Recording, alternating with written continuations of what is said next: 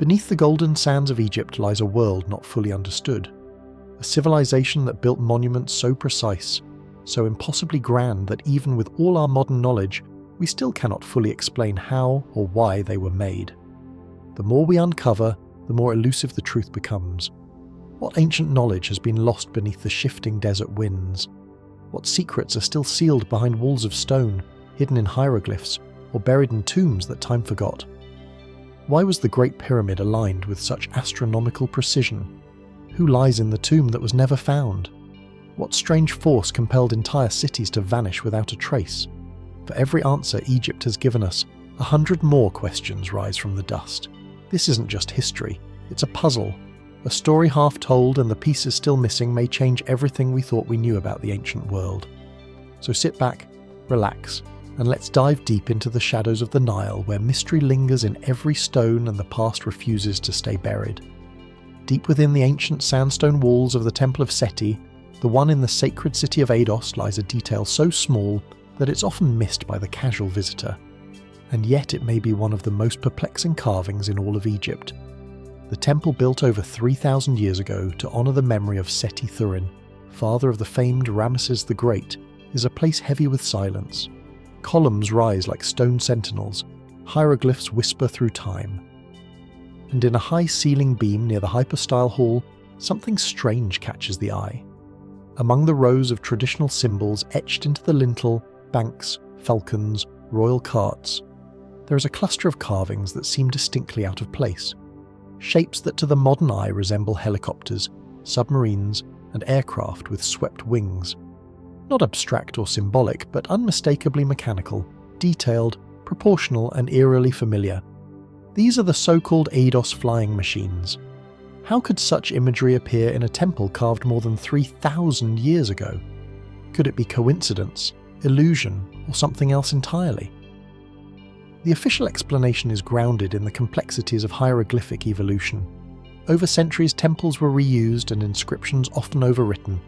Egyptologists suggest that the peculiar shapes are the result of palimpsest carving, where newer hieroglyphs were etched over older ones, and the plaster or stone in between eventually eroded. What we're left with, they argue, is an accidental composite, a layering of hieroglyphs that, when partially weathered, just happens to resemble modern aircraft.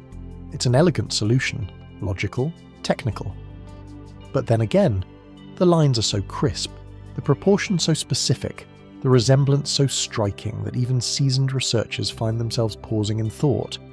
How likely is it that random erosion and overlapping symbols could produce such clear silhouettes, so modern in form, so evocative of machines that wouldn't exist, until the 20th century? Could it be pareidolia, the brain's tendency to see patterns where none exist? Or might it hint at something else, something less easily dismissed? Some fringe theorists have stepped into that space of uncertainty, proposing more radical interpretations. Could the ancient Egyptians have preserved knowledge of advanced technology? Could they have recorded sightings of objects that defy conventional understanding? From time to time, stories emerge of lost civilizations, of ancient visitors from the stars, of forbidden knowledge sealed away beneath desert sands. These are ideas often relegated to the outer edge of historical inquiry. Yet they persist, whispered across decades, feeding the curiosity of those who feel history might still be hiding something. Still, there is no hard evidence of flight in ancient Egypt. No engines, no wreckage, no mechanical debris buried beneath the Nile's floodplain, and yet the image remains etched into stone, silently asking the same question decade after decade. What did the ancients see? The Temple of Seti the Ron itself adds another layer of enigma. Abydos was not just any city. It was considered one of Egypt's holiest sites, a place of resurrection and the afterlife, the mythical burial place of Osiris. The entire region pulses with spiritual significance. Could the carvings have been symbolic representations of divine vehicles, metaphors for the journey between life and death? Could the shapes we see as helicopters be stylized solar boats or sacred chariots drawn from the realm of myth? Interpretations vary depending on perspective. Some look at the carving and see coincidence. Others see evidence of a lost chapter in human history. What's undeniable is this. The Abydos helicopter has become more than a curiosity. It's a symbol of the vast unknown still locked within the walls of ancient Egypt. A reminder that for all we've discovered, we're still only scratching the surface. So we return to Abydos, to the Temple of Setuan, to a quiet beam high above a sacred hall where time has blurred meanings and left us with a puzzle carved in stone. And we ask ourselves, is this merely erosion and coincidence, or something we have yet to understand? The past speaks softly here. It does not shout. It leaves symbols, hints, fragments, and whether those fragments form the face of a god or the outline of a flying machine is a mystery that continues to unfold one grain of sand at a time. The desert winds whisper through the ancient necropolis of Saqqara, a vast burial ground stretching south of Cairo, where the sands hold secrets older than history itself. Here, in the shadow of the step pyramid of Djoser, something quietly defies explanation. Nestled within a network of underground chambers and dusty courtyards lie objects few speak of and even fewer understand. A collection of massive stone jars, impossibly heavy, precisely carved, and strangely out of place. These jars are not small, some weigh several tons, carved from hard stone like granite or diorite. Materials so dense that even with modern tools, shaping them would require time, effort, and sophisticated technique. Their surfaces are smooth to the touch with perfectly symmetrical interiors and in some cases lids that fit with uncanny precision. To see them in person is to feel a sense of deep incongruity. These are not decorative urns or ordinary vessels. They seem functional, but their function is unknown. They appear engineered, yet no tool marks are visible. They are too large for domestic use, too refined for mere storage, and too heavy to have been easily moved. And so the questions begin. What were they made for? Who carved them? And how? Mainstream archaeologists suggest they may have served a ritual purpose, perhaps used to store sacred oils, water, or offerings to the gods. Others believe they were symbolic containers, part of the elaborate customs that governed death and rebirth in ancient Egypt. Saqqara was, after all, a gateway to the afterlife, a city of the dead, where the physical and spiritual worlds converged. Yet these explanations, while plausible, leave much unanswered. Why would such incredible effort and precision be applied to simple storage vessels? Why use granite or diorite, materials harder than steel on the MO scale, when softer stones would have sufficed? And above all, how were they made?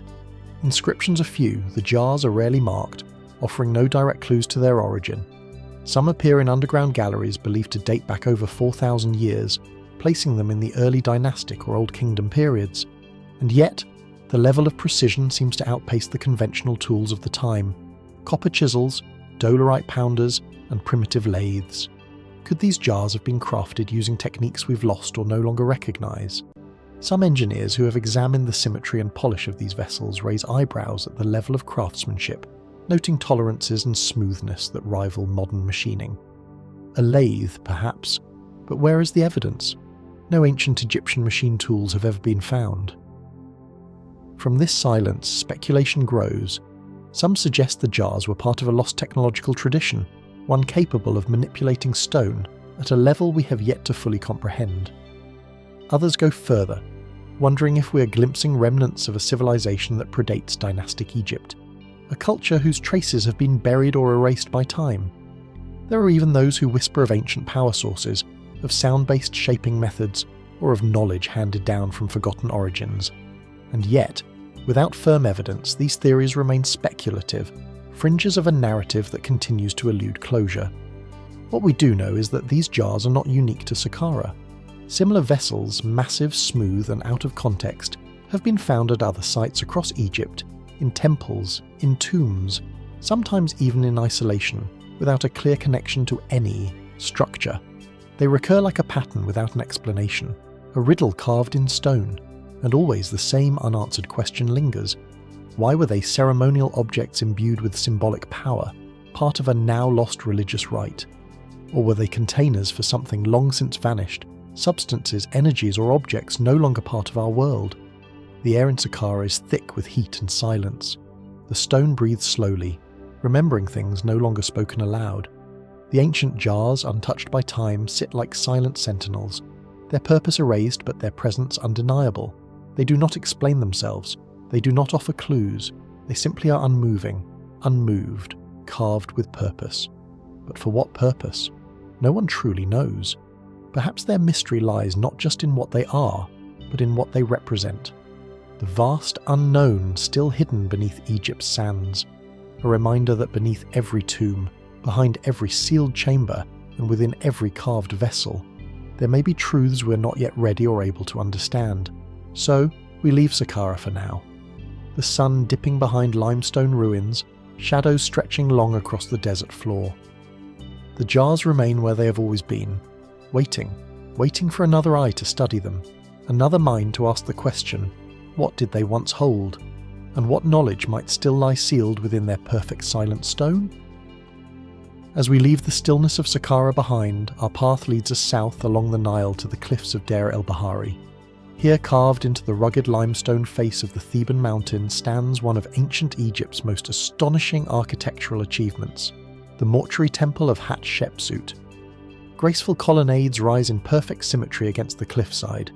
Their clean lines and serene proportions are unlike anything else in the ancient world. It is a place that radiates order, reverence, and imperial ambition. Yet behind this facade of grandeur lies one of the strangest and most persistent mysteries of ancient Egypt: the disappearance of Hatshepsut's mummy.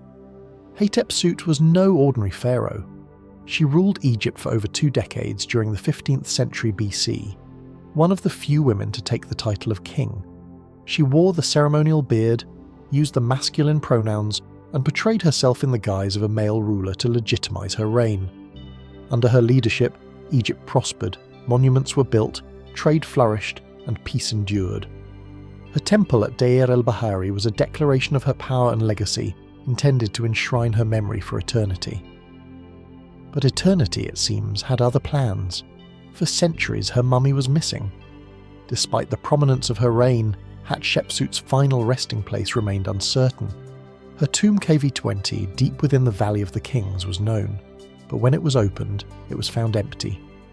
No royal mummy, no sarcophagus bearing her name, only fragments, as if someone had deliberately removed her remains or worse, erased her. Was this a case of simple tomb robbery common throughout Egypt's long and turbulent history? Or was something more intentional at work? The evidence began to suggest the latter. Toward the end of her reign, and especially after her death, Hatshepsut's memory was systematically suppressed. Her images were defaced, her carts chiselled out, her statues toppled. But unlike the usual damnatio memoriale aimed at disgraced rulers, Hatshepsut's eraser was curiously delayed, coming not immediately but years later during the reign of her stepson and successor Thutmose III. Historians have long debated the motives. Was it political revenge from a son who had been denied his rightful rule, an effort to reassert traditional male dominance? Or was it part of a broader theological shift aiming to erase a precedent that challenged the divine order of kingship? Whatever the motive, the result was profound. Hatshepsut vanished from the historical record, and it seemed from the physical world as well. The search for her mummy stretched across centuries. Dozens of unidentified female remains were studied, tombs re-examined. Some speculated that her body might have been destroyed entirely, lost to fire, looters, or deliberate desecration. Others hoped that her remains might have been secretly repaired, hidden by loyal priests or courtiers desperate to preserve her legacy. Then, in the early 2000s, attention turned to a small neglected tomb known as KV-60. Inside were 2 mummies, one in a coffin marked with the name of Hatshepsut's nurse, Sitri. The other lay unceremoniously on the floor, unmarked and forgotten. She had once been dismissed as unimportant, but new forensic techniques gave her a second chance. In a stroke of luck, a box inscribed with Hatshep's cargo had been found in a cache of embalming materials. Inside it, a molar tooth.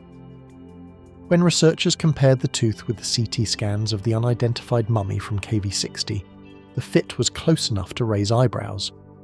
Had they finally found the lost queen? The announcement made headlines. It was a compelling story, a missing mummy rediscovered not by tomb robbers or ancient rituals, but by dental evidence and modern science. And yet, not all experts were convinced. The match was not conclusive. The box could have been symbolic, the tooth from another individual. The mummy herself showed signs of obesity, diabetes, and possibly bone cancer, conditions rarely associated with the divine ideal of the pharaohs. Was it really her, or had science stretched too far, seduced by the desire for closure. Today, the mummy identified as Hatshepsut rests in the Cairo Museum, but the mystery remains unsettled. If this truly is the queen, why was she found outside her own tomb, stripped of the grandeur her status deserved? Why was she hidden in a nurse's burial chamber without inscriptions or honours? Was she buried in secret to protect her from enemies, or quietly discarded by those seeking to erase her legacy? And if it isn't her, then where is she? The temple at Dar el-Bahari still gazes across the desert, its columns casting long shadows in the afternoon light. It was built to immortalize a ruler who defied tradition, ruled as a man, and reshaped the image of power. But even stone cannot guarantee remembrance. In the end, her body may have been lost, her name nearly erased, and her memory buried under the weight of political agendas. And yet, her mystery endures. Perhaps that's her final act of defiance, not merely ruling in life, but continuing to command wonder centuries after her death. So we ask, is Hatshepsut truly home at last, or still waiting somewhere beneath the sand for her story to be told in full? Just beyond the Valley of the Kings, hidden among jagged cliffs scorched by centuries of sun, lies a tomb often overlooked by the stream of tourists and scholars who come searching for the grandeur of Egypt's most famous pharaohs. It is modest compared to the tombs of Ramses or Seti, and far less elaborate than the golden legacy of Tutankhamun. But within its weathered stone lies a mystery that refuses to fade. The story of Pharaoh the Fun, a man who rose from the shadows to seize the throne of Egypt and whose true role in one of history's most dramatic transitions remains cloaked in ambiguity. He was not born to rule. His origins are elusive, his bloodline uncertain. Some believe he was a high-ranking court official, perhaps of non-royal lineage, who rose steadily through the ranks under Amenhotep III and Akhenaten. He bore titles of great importance: vizier, master of the horse, and later father of the god, suggesting a powerful connection to the royal family. His name appears throughout the Amarna period, etched into temple walls and court records, always close to the throne, always watching. And then, without warning, he became pharaoh. After the sudden and mysterious death of the boy King Tutankhamun around 1323 BC, I assumed the throne. He was old by then, perhaps in his 60s or 70s, an unusual age to begin a reign in a kingdom defined by youthful divine kings. But the line of succession was murky. Tutankhamun had left no surviving heirs. The power vacuum was immediate and A stepped in. Was it duty or ambition? Officially, married to Tanneman's widow Aneseman, in what may have been a strategic move to legitimize his rule. But even that union is wrapped in mystery. Her name disappears from the records soon after the marriage, no inscriptions, no tomb, no clear mention. Did she die unexpectedly? Was she silenced? Or did she resist? What we do know is that A's reign was brief, only around 4 years and marked by a quiet return to tradition. He continued the religious restoration begun under Tutankhamun, steering Egypt further away from the monotheistic experiment of Akhenaten and back into the arms of the traditional gods. He built temples, commissioned monuments, and left behind modest but deliberate traces of kingship. And then he vanished. His tomb, WV23, is carved deep into the western arm of the Valley of the Kings. It's unfinished. The decoration is sparse, the artwork hurried. For a man who ruled Egypt, it feels oddly incomplete. Some walls show signs of being altered mid-construction. Certain sections look like they were repurposed from earlier plans.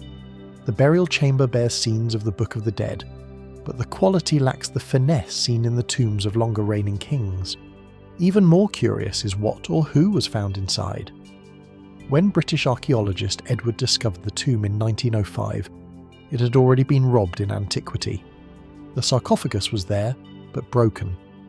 Fragments of a mummy were scattered across the floor, along with items stripped of gold and valuable inlays. There was no clear identification, no definitive evidence that the remains belonged to A, and more unsettling still. Some scholars believe the tomb may not have even been built for him. Some suggest it may have originally been intended for a queen. Others speculate that it was hastily reassigned to A after a more prestigious burial was denied, or perhaps even revoked. But why was A simply too old to establish a legacy? Or had he made enemies powerful enough to strip him of royal honours after his death? Theories abound. One of the most persistent centres around his relationship with Tutankhamun. Some suggest I played a role in the young pharaoh's untimely death, perhaps even orchestrating it to seize power, There's no direct evidence, only silence where there should be records, a rapid ascension, a sudden royal marriage, and the disappearance of a queen. It paints a shadowy picture, but one difficult to verify. And what of A's legacy? It was swiftly dismantled by his successor, Hormb, a former general who would go on to erase not only A but much of the entire Amarna period from Egypt's official history. Monuments were defaced, names were scrubbed away, statues were smashed. Hormb positioned himself as the rightful restorer of order, and in doing so he ensured that I and others would fade into obscurity. But I's presence lingers in temple reliefs where his name was later chiselled out in the strange quiet of his tomb, unfinished and almost forgotten, and in the uneasy gaps between Egypt's most turbulent dynastic years. What did I see during his time in court? What role did he truly play in the collapse of Akhenaten's revolution, in the death of Tutankhamun, in the restoration of the old gods? Was he a stabilizing force amid chaos, or a manipulator who seized power in a time of weakness? And most importantly, what happened to him? As we walk the corridors of WV23, past the faded gods and cracked stone, it's difficult to separate the man from the myth. Pharaoh A remains a figure half revealed, caught between eras, between gods, between the lines of history, and so his story joins the others, a whisper carried through the Valley of the Kings, a chapter obscured by time, still waiting for its final lines to be uncovered. As the shadow of Pharaoh A fades into the deeper corridors of lost history, we return once more to the realm where myth and archaeology blur, a place where story and structure intertwine and the divine walks hand in hand with the dead. We now descend into one of ancient Egypt's most enigmatic puzzles, the tombs, or perhaps temples of Osiris. In the bedrock beneath the ancient necropolis of Abydos, a dark stairway carved into the limestone leads to a multi-leveled chamber.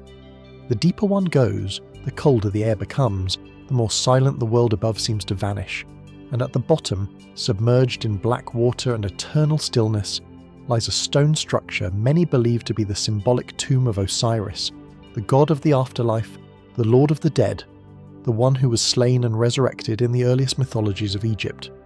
This site, discovered in the early 20th century but only thoroughly explored in recent decades, is often called the Osiran. Hidden just behind the majestic temple of Seti the Fern, the Oyeran is a subterranean megalithic complex unlike anything else in the region. Enormous granite blocks, some weighing over 50 tons, form a central chamber surrounded by a deep trench of water. Stone pillars rise from the flooded floor like remnants of a sunken world. No inscriptions, no names, no clear purpose. It does not match the architectural style of Seti's temple above it. In fact, it appears far older. Mainstream Egyptologists suggest it was built during Seti's reign, perhaps as a symbolic representation of the underworld aligned with the cult of Osiris. But the precision and scale of the stonework, coupled with the stark contrast in style, have led many to question whether it predates the temple itself. Could STI have merely constructed his monument atop a far older sacred site? Across Egypt, Abydos was always seen as the spiritual heart of Osiris worship. Ancient pilgrims travelled here to take part in the Osiran mysteries, ritual reenactments of the god's death, dismemberment, and resurrection. Osiris, they believed, had once been buried in Abydos, and to die and be buried nearby was to be spiritually reborn in his divine company. But here, the mystery deepens, for Abydos is not the only place where the god's tomb was believed to rest.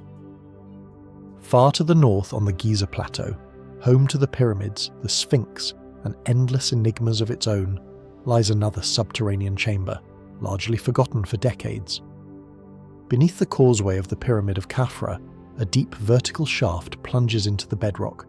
At its base, archaeologists have uncovered what some call a second Osiris tomb, a complex network of tunnels, burial chambers, and a large granite sarcophagus set within a symbolic island, surrounded by a moat-like trench, evoking unmistakable parallels to the Abydos Oyeran.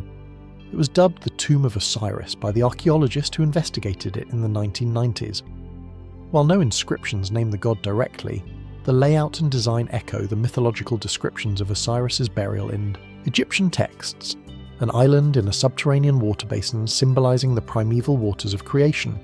Two tombs, two chambers, Two silent sanctuaries devoted to the same deity, yet separated by hundreds of miles, and built in different epochs for purposes still uncertain. Were these purely symbolic structures, ritual centres used in sacred dramas to honour the myth of death and resurrection? Or were they attempts to mark something deeper, something literal? Some fringe researchers have gone further, suggesting that the dual tombs may hint at a lost memory, a real individual whose story evolved over millennia into the legend of Osiris. Others propose that the water-filled basins and monumental stonework represent forgotten technologies or knowledge tied to astronomical cycles, earth energies, or sacred geography. Mainstream scholars remain cautious.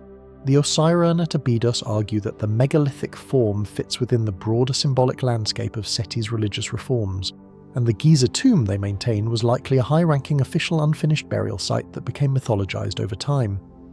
And yet, the silence of the stones is unnerving. Why are there no inscriptions? Why the immense effort to create watery hidden sanctuaries beneath the earth? Why the echo of the same design across such great distances? If these structures were never meant for human eyes, hidden deep underground, known only to initiates, then what purpose did they serve? Were they gates to the afterlife, metaphysical machines of transformation, or something else entirely? Today, the Oyeron at Abydos remains partially submerged, its massive stones darkened by time and moisture. The chamber beneath Giza sits mostly untouched, closed to the public, and rarely discussed. Two sites, each whispering a forgotten truth, each daring us to look beyond what we think we know. Osiris was the god who transcended death, the first to die and the first to rise again. In a land obsessed with eternity, he was the promise of rebirth, the still point in a turning world. And perhaps it is no coincidence that his tomb remains just beyond our reach. So we are left to wonder, were these dual tombs monuments to myth, or clues to something more? Could they mark the memory of a real death, a real burial, and a secret the ancient priests never meant to share? As with so many of Egypt's mysteries, the answer lies not in what is said, but in what remains unsaid. In the empty chambers, in the silent stone, in the water that still laps at the base of a forgotten god's tomb. As we leave behind the silent, water-filled tombs said to belong to the god of the underworld, Osiris, we now emerge onto the sun-bleached limestone plateau of Giza. Here the desert stretches wide and bare, the horizon fractured by three colossal pyramids that have stood for more than 4 millennia, and at their feet, half buried in sand and time, rests a structure that is neither tomb nor temple in the traditional sense, but something far stranger and perhaps even older. This is the Valley Temple of Khofre. Set at the southeastern edge of the Giza Plateau near the base of the Great Sphinx, the Valley Temple is a monument of geometric purity. Massive limestone and granite blocks, some weighing more than 100 tons, are fitted together with such precision that even a razor blade cannot slip between them. The surfaces are polished smooth, the corners sharp, the alignment flawless. The structure seems to radiate an eerie stillness, as if it was never truly meant for the living. The temple is traditionally attributed to Khafre, the 4th dynasty pharaoh, who built the second largest pyramid at Giza and is widely believed to be the face of the Great Sphinx. Archaeologists date the temple to around 2500 BC, noting its alignment with the mortuary complex and causeway that lead to Khafre's pyramid. Its architectural layout follows a basic orthogonal plan, 2 massive halls flanked by side chambers with towering columns and a central court bathed in sunlight. But something doesn't quite fit. Unlike the grandeur of the pyramid itself, the Valley Temple feels stark, almost preternaturally austere. There are no inscriptions, no decorative reliefs, no hieroglyphic text to explain its purpose. The walls are blank, the chambers silent. It is a temple without a voice, and this silence has given rise to deep questions. Why would a king like Khafre, who left behind a massive pyramid and the enigmatic Sphinx, build a temple so grand in form yet so void of narrative? Was it meant to be functional, perhaps used for mummification rites or ceremonial purification? Or did it serve a deeper, more esoteric role? Mainstream Egyptologists argue that the temple functioned as part of the pharaoh's mortuary complex. Bodies were brought here from the Nile, richly prepared, then carried through the causeway to the pyramid above. The absence of decoration, they say, might reflect its utilitarian nature, or the loss of embellishments over time. Yet for others, the mystery lies deeper in the stone itself. The sheer scale of the megalithic blocks raises engineering questions. How were such immense stones quarried, moved, and fitted so precisely without mortar? Copper tools, primitive sledges, and manpower are the standard explanations. But at this scale, with this precision, doubts remain. The fact that some blocks appear to weigh more than those used in the Great Pyramid itself has led some researchers to speculate that the Valley Temple might predate Khafra by centuries, perhaps even millennia. This idea is bolstered by geological studies. The adjacent Sphinx enclosure, carved from the same limestone bedrock, shows heavy signs of water erosion, suggesting a period of sustained rainfall not seen since well before 2500 BC. If the Sphinx and its surrounding structures, including the Valley Temple, do indeed bear marks of such ancient weathering, then they may belong to a forgotten epoch of Egyptian history long before, the rise of dynastic civilization. Could the Valley Temple be a relic of that earlier time? And if so, what was it originally built for? Some fringe theorists propose that the temple served as a kind of initiatory chamber, a site not of death, but of transformation. Its unadorned walls, its symmetrical halls, and its connection to the Sphinx suggest an architectural language of symbolism rather than function.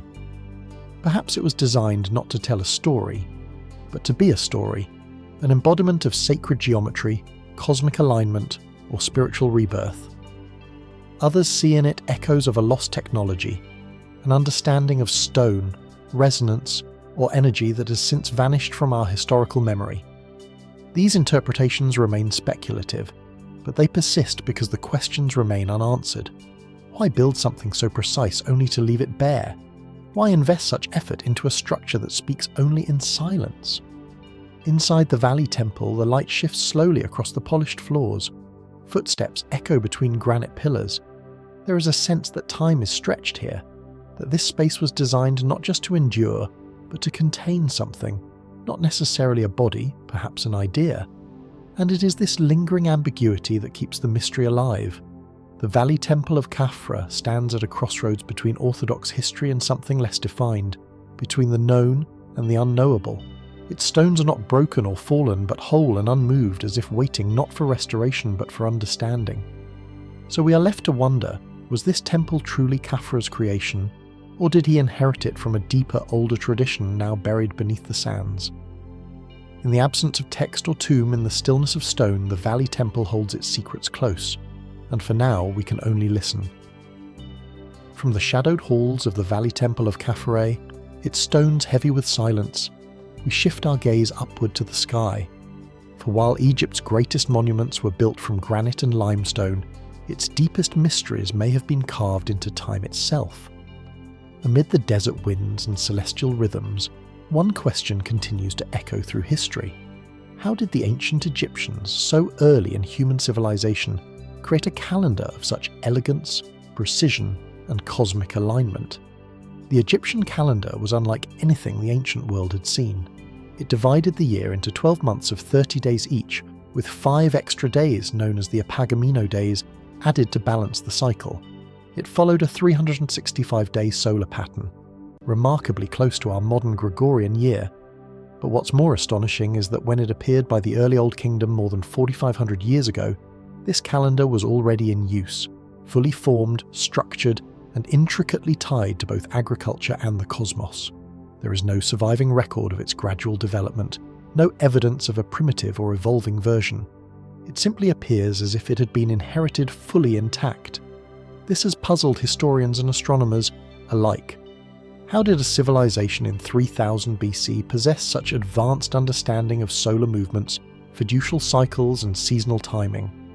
What tools, what observations, what inherited knowledge allowed them to build not only monuments that aligned with the stars, but a calendar that tracked the sun with such reliability? Much of the calendar's structure was tied to one celestial event in particular, the helical rising of Sirius, the brightest star in the night sky. Each year, just before dawn, Sirius would reappear on the eastern horizon after a 70-day absence. To the ancient Egyptians, this event was not merely astronomical, it was divine. Its rising marked the beginning of the new year, coinciding with the annual inundation of the Nile. the life-giving flood that replenished Egypt's soil. The star they called Sopdet, and later associated with the goddess Isis, became a cosmic beacon. Its appearance foretold rebirth, renewal, and order. But predicting this moment with precision would have required years, if not centuries, of detailed skywatching. So, who or what taught the Egyptians to read the stars in this way? Mainstream scholars believe that the calendar evolved from centuries of careful observation by priest astronomers, particularly at temple complexes like Heliopolis, known as the City of the Sun. These sacred astronomers stationed at top pylons and obelisks may have tracked the shifting horizon line of stars, the length of shadows and the changes in light that signalled solstices and equinoxes. But even this explanation raises further questions. How could a culture at the dawn of recorded history, without telescopes, without precise instruments, measure the solar year so accurately? How did they coordinate their religious, agricultural and civic life with a calendar that remained functional for thousands of years? Some suggest the answer lies not in gradual development, but in a legacy left behind. There are theories whispered from the fringes of historical inquiry that propose the calendar was not invented by the Egyptians at all, but inherited perhaps from an earlier now-lost civilization whose understanding of the heavens was passed down through oral tradition, symbolic architecture, or sacred knowledge. Others have proposed that the Egyptians encoded cosmic cycles into their myths, using allegory to preserve astronomical truths. Consider the myth of Osiris and Isis, the 70-day disappearance of Osiris, mirroring the 70-day absence of Sirius, or the story of Ra's daily journey through the underworld, echoing the solar path across the sky. These tales are more than morality plays. They are cosmic calendars in symbolic form. And then there's the mysterious link between Egyptian timekeeping and other ancient cultures. The Mayans, thousands of miles away and separated by oceans, also developed an intricate solar calendar with astonishing mathematical precision. The Sumerians too tracked celestial cycles with complex systems. Could there have been a shared origin, a forgotten chapter of early skywatching humanity that seeded this knowledge across the globe? More speculative still are the claims that the Egyptian calendar was designed to align not just with the solar year, but with precessional cycles, those slow 26,000-year shifts in Earth's axial orientation. Some researchers argue that key monuments, including the Sphinx and the Great Pyramid, point to such long-term stellar alignments. If this were true, it would suggest an understanding of time on a scale that modern civilization only confirmed in the past few centuries. Mainstream archaeology remains cautious. The Egyptian civil calendar, for all its elegance, did drift slightly from the true solar year by about a quarter of a day annually. This created a gradual shift in seasonal timing, corrected only much later through reforms. It's often cited as evidence that their system, while advanced, was not perfect, but perhaps perfection was never the goal. To the Egyptians, time was not linear, but cyclical, an eternal return. The calendar wasn't just a tool for marking days. It was a framework for maintaining Mahat, the sacred order of the cosmos. By aligning their lives to the rhythms of the heavens, they believed they were upholding the balance between chaos and harmony. And perhaps this is the deeper mystery. Not just how they measured time, but how they understood it. Was their calendar a purely observational tool, or was it a bridge between the mortal world and the divine? A coded language speaking in the movements of stars, in the flooding of rivers, in the birth and death of kings. The desert wind still whispers through the ruins of Heliopolis.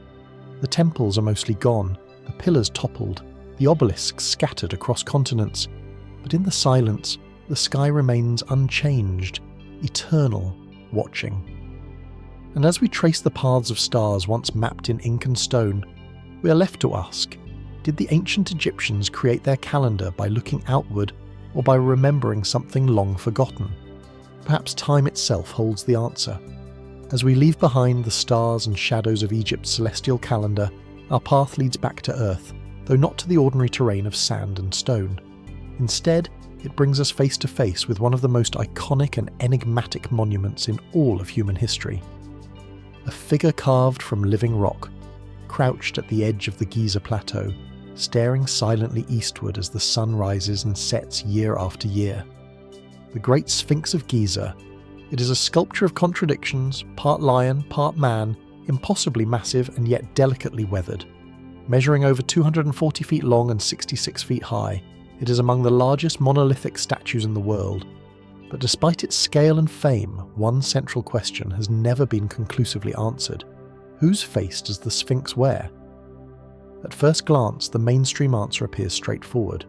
The Sphinx is thought to represent Pharaoh Khafra, the same king credited with building the second pyramid at Giza around 2500 BC. This attribution is based largely on proximity. The Sphinx sits beside Khafre's Valley Temple and Causeway, and on a statue of Khafre found nearby which shares some similar facial features. For decades, this identification has been taught as settled fact, and yet when we look closer, the certainty begins to crumble. For one, the Sphinx bears no inscriptions naming Khafre, no Khartu, no dedicatory texts, nothing etched in stone to say this is me. In a civilization that left its legacy carved on every wall, every pillar, every tomb, this absence is striking. Then there's the matter of the face itself. Weathered by wind, sand and time, the Sphinx's face has suffered substantial erosion. Its nose is famously missing, its beard mostly vanished. Yet, what remains still tells a story. Some scholars and forensic experts have argued that the facial features do not align with known statues of Khufu. The proportions differ. The Sphinx's face is broader, flatter, perhaps older. In fact, a few researchers suggest that the facial structure may not even reflect the typical physiognomy of 4th dynasty pharaohs at all. This has opened the door to alternative theories, each one reaching deeper into Egypt's hidden past. One suggestion is that the Sphinx predates Khafra entirely. The idea popularised by geologist Dr. Robert Schoch and others stems from the weathering patterns found on the Sphinx's body and enclosure. Unlike other monuments on the Giza Plateau, which show wind erosion, the Sphinx bears signs of heavy water erosion, smooth undulating grooves that suggest long exposure to rainfall. But Egypt hasn't seen substantial rainfall since the end of the last ice age over 7,000 years ago. If the Sphinx was indeed shaped by rain, then it may have been carved not in 2500 BC, but many centuries earlier, perhaps as early as 7000 or even 9000 BC. If that's true, then Khafra could not have commissioned it. He may have merely inherited the monument, restoring or reworking it for his own purposes. And the original face, it may have been something or someone entirely different. Some believe the original head was that of a lion, matching the body and fitting with astronomical theories that place the Sphinx as a marker for the constellation Leo during a period of celestial alignment around 10,500 BC. If the head was later recarved into a human face, that might explain its disproportionate size in relation to the body, a head far too small for such a massive form. Others propose that the face may represent an even earlier ruler, long lost to history, perhaps a forgotten king of a pre-dynastic culture, perhaps even someone whose name we will never know. Then there is the most provocative idea of all, that the Sphinx may serve not just as a monument, but as a message, a vessel of encoded knowledge from an earlier civilization. One that understood the stars, the cycles of time and the power of myth. In this view, the face is symbolic, not personal. It represents not a man but a concept, divine kingship, eternal watchfulness, the boundary between this world and the next, and still the Sphinx refuses to speak. Decades of excavation have yielded fragments, pieces of the beard, shards of the headdress, but no definitive answers. The dream steeply erected between the Sphinx's paws by Thutmose IV tells of a prince who saw the statue in a dream and cleared it from the sands. But even this account, centuries after Khafra, refers to the Sphinx as an ancient being already buried and forgotten, so we are left with a face whose gaze spans time itself, a face that may be Khafra's or someone else's or no one's at all.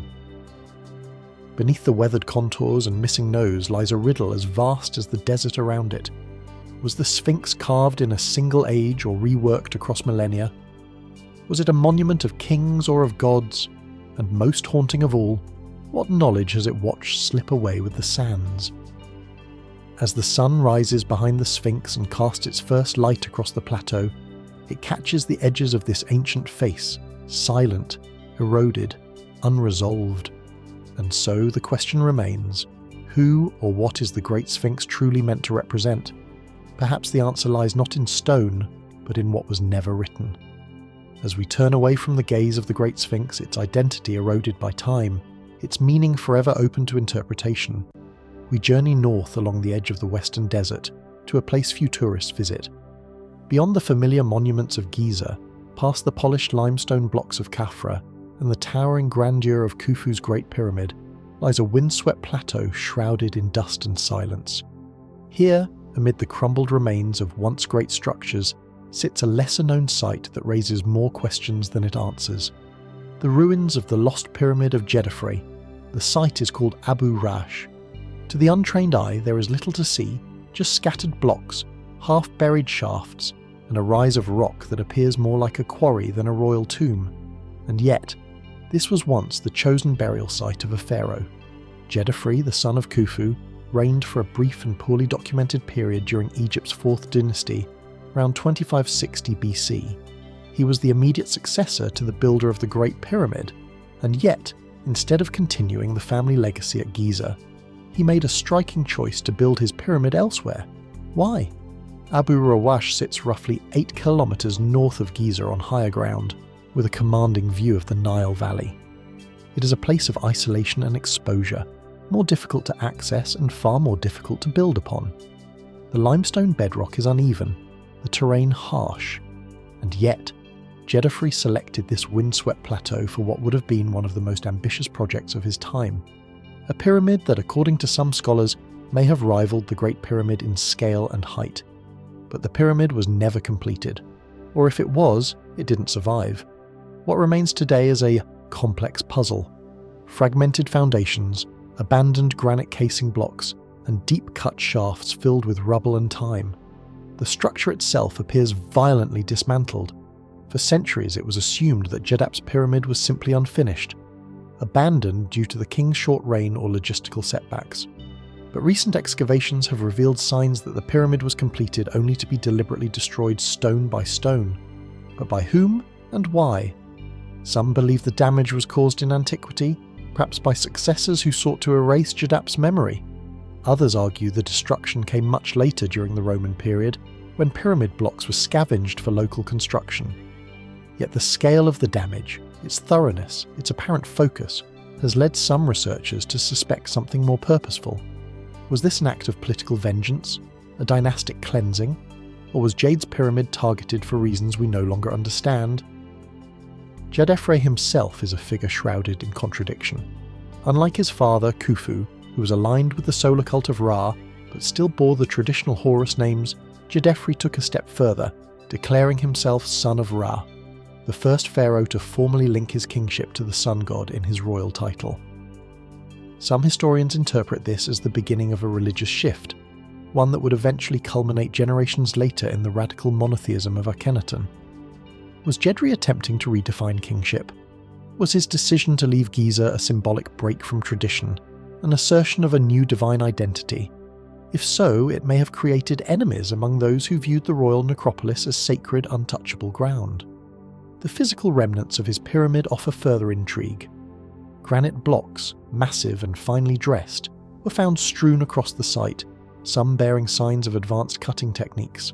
The quality of the masonry rivals that of Giza. Fragments of statuary, including parts of a striking red quartzite sphinx, suggest a degree of artistic refinement unexpected for a pharaoh with such a brief reign. A decapitated head of Djedefre himself, carved from the same rare quartzite, was discovered nearby. Its features are deliberate, almost serene, and its destruction unmistakable. If this was an unfinished project, why the statues? Why the detailed architectural layout? And if the pyramid was completed, why was it erased? Even Djedefre's body has never been found. His sarcophagus is missing, his burial chamber ruined. Unlike his father and brother who left behind ricovatory complexes, Djedefre's afterlife appears to have been interrupted, his legacy fragmented and cast into the dust. And yet there are still whispers of hidden chambers yet to be excavated, of a Ireri boat pit not unlike those found at Giza, of alignment anomalies that suggest deeper astronomical or ritual meanings behind the placement of Abu Rash. Some speculate that Djedefre's pyramid held a secret, something that led to its destruction. Others see the site as the unfortunate victim of a historical eraser, caught in the tides of royal succession and shifting religious power. Today, Abu Rash is quiet. The wind moves freely over the broken stones. There are no crowds, no grand restoration projects, just the scattered ruins of a monument that once aimed for the sky and now lies buried under centuries of speculation. And so the mystery remains. Why did Djeddepeh break from the sacred alignment of Giza? What happened to his pyramid after it was built? And what might still lie beneath the sand waiting to be uncovered? In the shadows of Egypt's most famous kings, the story of Djeddeh whispers a different kind of legacy. One not of triumph and immortality, but of silence, absence, and loss. And perhaps, just perhaps, a secret buried deeper than we yet know. Beyond the windswept ruins of Abu Rash, where the mystery of Djeddepeh's vanished legacy fades into the dust, the journey returns once again to Abydos, the sacred heart of ancient Egypt's spiritual world, a place not merely of temples and tombs, but of pilgrimage, myth, and rebirth. And beneath its sun-baked sands lies a hidden chamber that few ever see. Not a tomb, not a sanctuary, but something stranger, something deeper, a vast subterranean structure whose purpose remains as elusive as the darkness that surrounds it.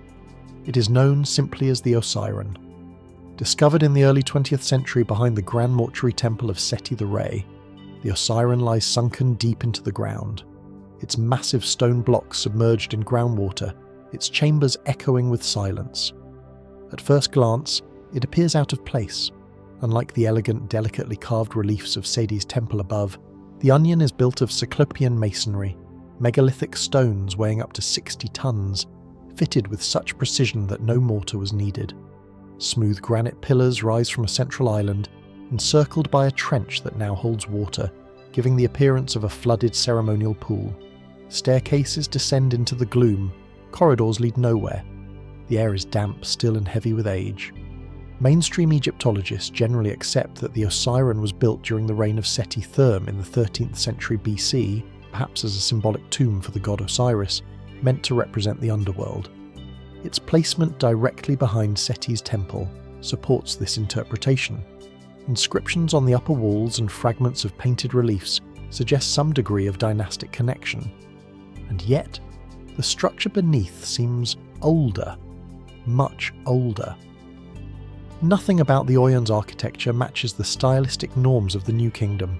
In fact, it bears a striking resemblance to megalithic sites found not just elsewhere in Egypt, but across the ancient world. Its sheer scale, minimalist design, and subterranean layout evoke comparisons to temples in pre-Incan Peru or the foundational levels of sites in Baalbek, Lebanon. Why would Sti, whose own temple is a masterpiece of fine stonework and detailed art, suddenly adopt an entirely different architectural language for the onion? Some scholars argue that Seti did not build the onion at all. Instead, they suggest he discovered it already ancient by his time and chose to incorporate it into the sacred landscape of Abydos. The temple above would serve the living, the structure below, the dead. If that's true, then who built the Osiren, and when? Geological studies of the erosion on the lower walls, particularly those long exposed to groundwater, suggest significant age. There are no definitive inscriptions attributing its construction, no royal names carved in the typical Kartu. It is as if the builders left no trace of themselves, only the stone itself, perfectly shaped and deeply buried. Some propose that the Oirion is a remnant of a lost chapter in Egyptian history, perhaps pre-dynastic, perhaps even pre-Catacly, dating to an era before 3000 BC. The symbolism of water, the island platform, and the surrounding enclosure has led some to interpret it not merely as a tomb, but as a symbolic map of the cosmos, an architectural representation of the primeval mound rising from the waters of chaos in Egyptian creation mythology. Could it have been a place of initiation, a gateway between realms, a site not for burial but for transformation? Others more cautiously point out that the similarities to Seti's temple may indicate it was built under his reign, but by a different team of architects experimenting with older archaic forms. The lack of inscriptions, they argue, could be intentional, designed to evoke mystery, to mirror the unknowable nature of the god Osiris himself, ruler of the underworld and judge of the dead. And still, the deeper one looks, the more the questions multiply. Why was such a structure buried beneath ground level, in a region prone to flooding? Why is granite so difficult to quarry and transport for a structure with no clear function? Why the deliberate absence of narrative inscriptions so typical of Egyptian sacred architecture? In the 1990s, ground-penetrating radar surveys hinted at the possibility of further chambers beneath the Oyer-unsealed corridors, undiscovered rooms. But the groundwater rising year by year makes deeper exploration difficult. What lies beneath remains hidden, submerged, inaccessible. The myths of Osiris say he was murdered by his brother, dismembered, scattered across Egypt, and reassembled by the goddess Isis. In this mythic geography, Abydos was his burial site, his most sacred resting place. Pilgrims travelled from across the Nile Valley to stand in his presence. Could the Osiris have once housed a sacred relic, a symbolic coffin, a ritual meant to mimic his death and resurrection? Or is its true purpose something more ancient still? Something that predates the gods, the myths, and even the pharaohs themselves? Today, the Osiris sits in shadow, half submerged, half forgotten.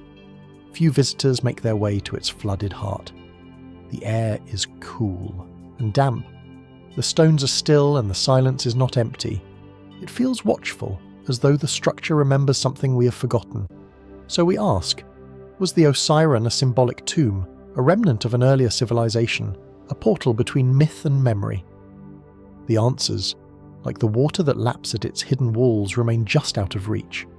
From the submerged stillness of the Osiris, its silent granite monoliths cloaked in shadow, we move into another layer of Egypt's forgotten past, a different kind of mystery, not carved into stone or encoded in myth, but found in the human remains themselves.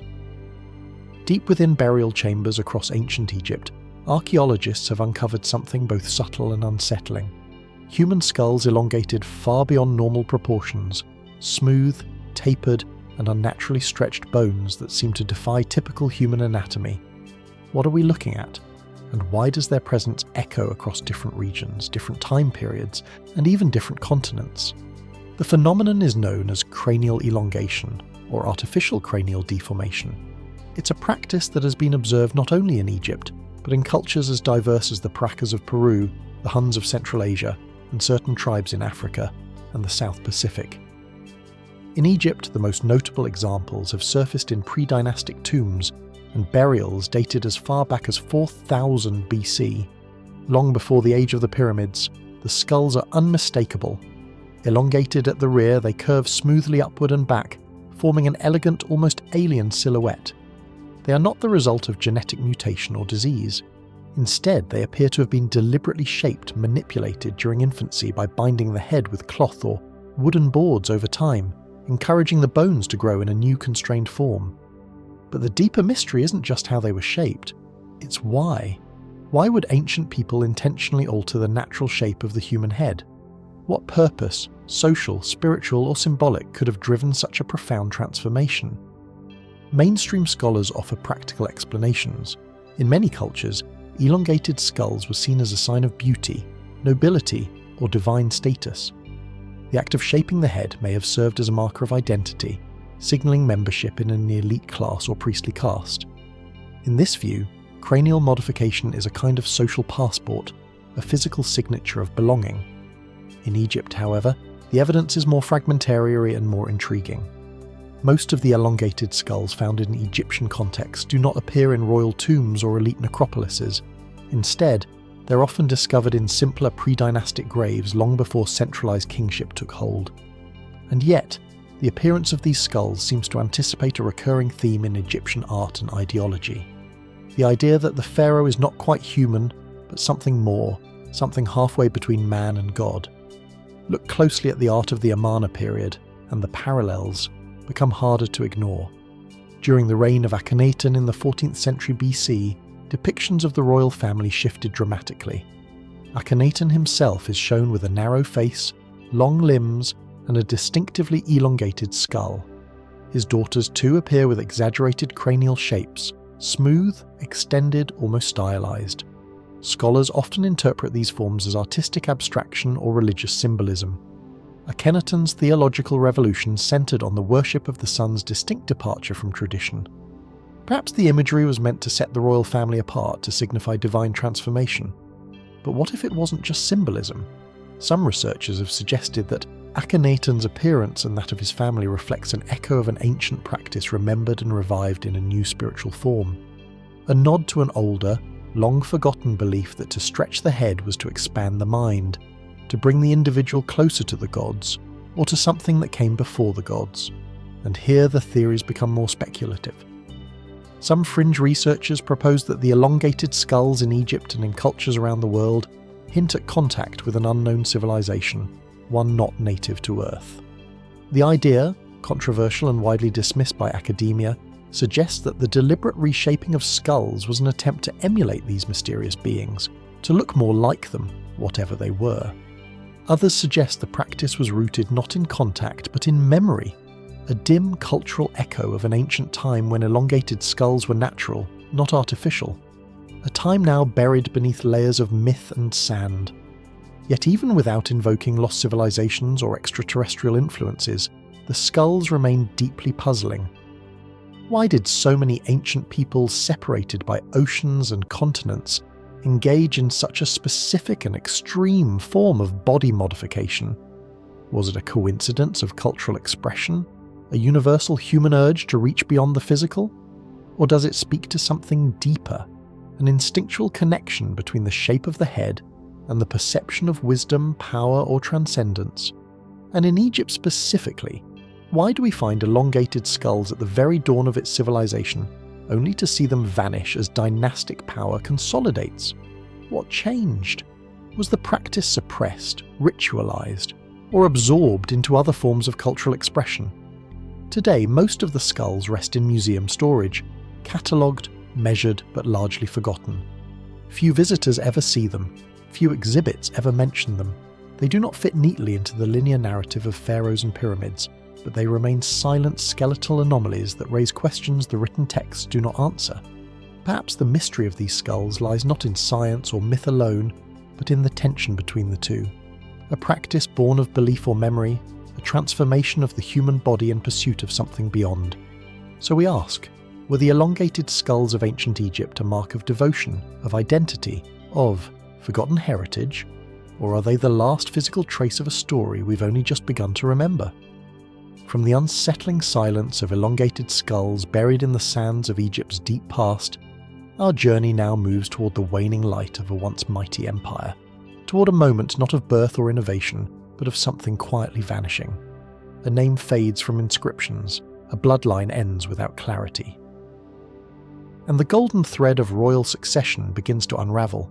This is the mystery of the end of Pharaoh MPA's lineage, a quiet disappearance that still defies simple explanation. MPA was the 13th son of Ramses II, one of Egypt's most celebrated pharaohs.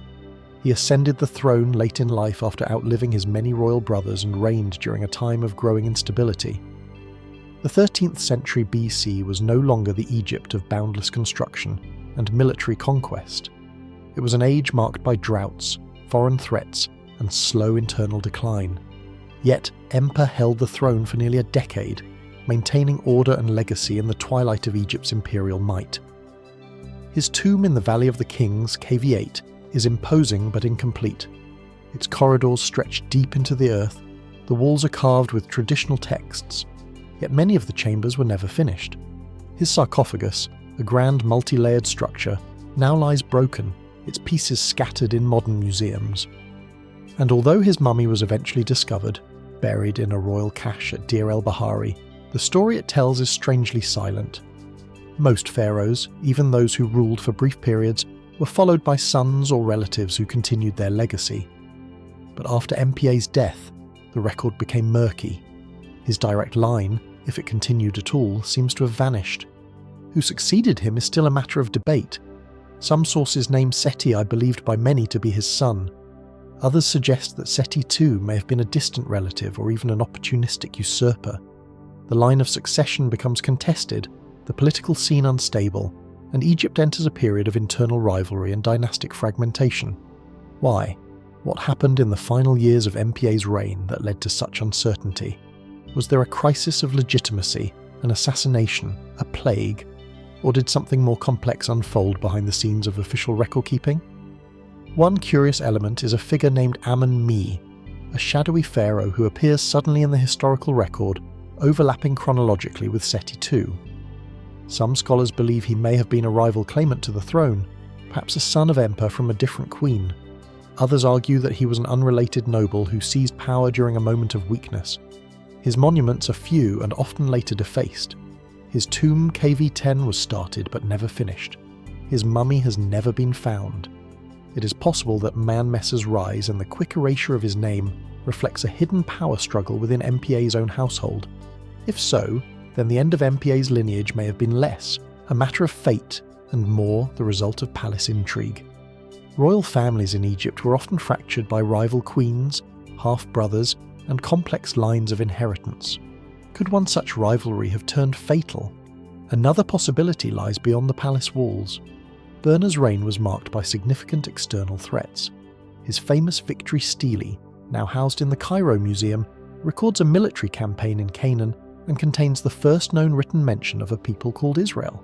But the greater threat may have come from the west, the mysterious Libyan tribes and their allies known to have invaded during his reign. Egypt repelled these attacks, but not without cost. Was the royal house weakened in the process? Moreover, Bernpa ruled during a time of growing famine and social unrest.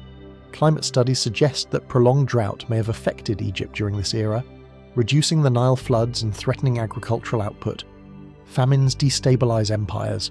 They spark rebellions. They erode the authority of kings, especially aging ones. Some researchers wonder whether MPA's heirs, if he had them, may have perished in the chaos that followed. Others consider the possibility that his family line was politically erased by later dynasties, either through military defeat or deliberate historical revisionism, and here, the silence of the tombs becomes more telling than their inscriptions. No intercategory monuments have been definitively linked to MPA's sons. No grand statues or commemorative texts honour his descendants. Even Siseku's lineage ends abruptly, giving way to yet another usurper, Sipa, whose own parentage remains unclear. Within a generation of MPPTA's death, the 19th dynasty itself collapsed, and the throne was seized by the military general Ramses III, inaugurating the 20th dynasty in what many believe was a forceful break from the past. Was MPA's line quietly extinguished, or was it violently erased? In Egyptian tradition, to be forgotten was worse than death. The eraser of a name, the desecration of a tomb, the breaking of a lineage. These were not just political acts, but metaphysical ones.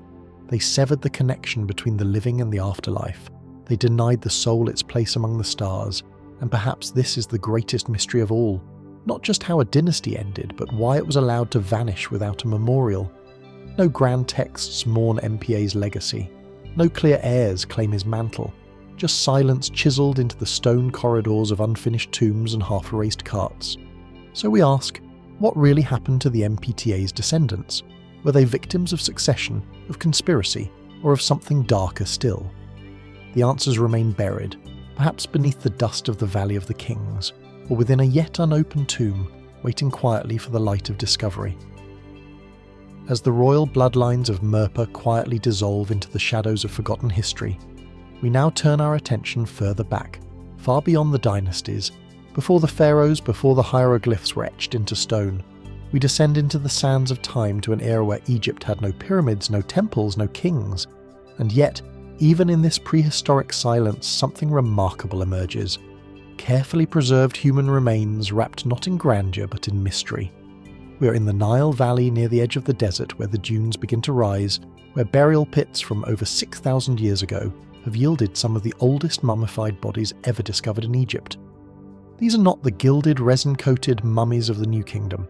There are no elaborate coffins, no sacred inscriptions, only bodies laid in shallow graves, curled in fetal positions, wrapped in linen, and astonishingly well preserved.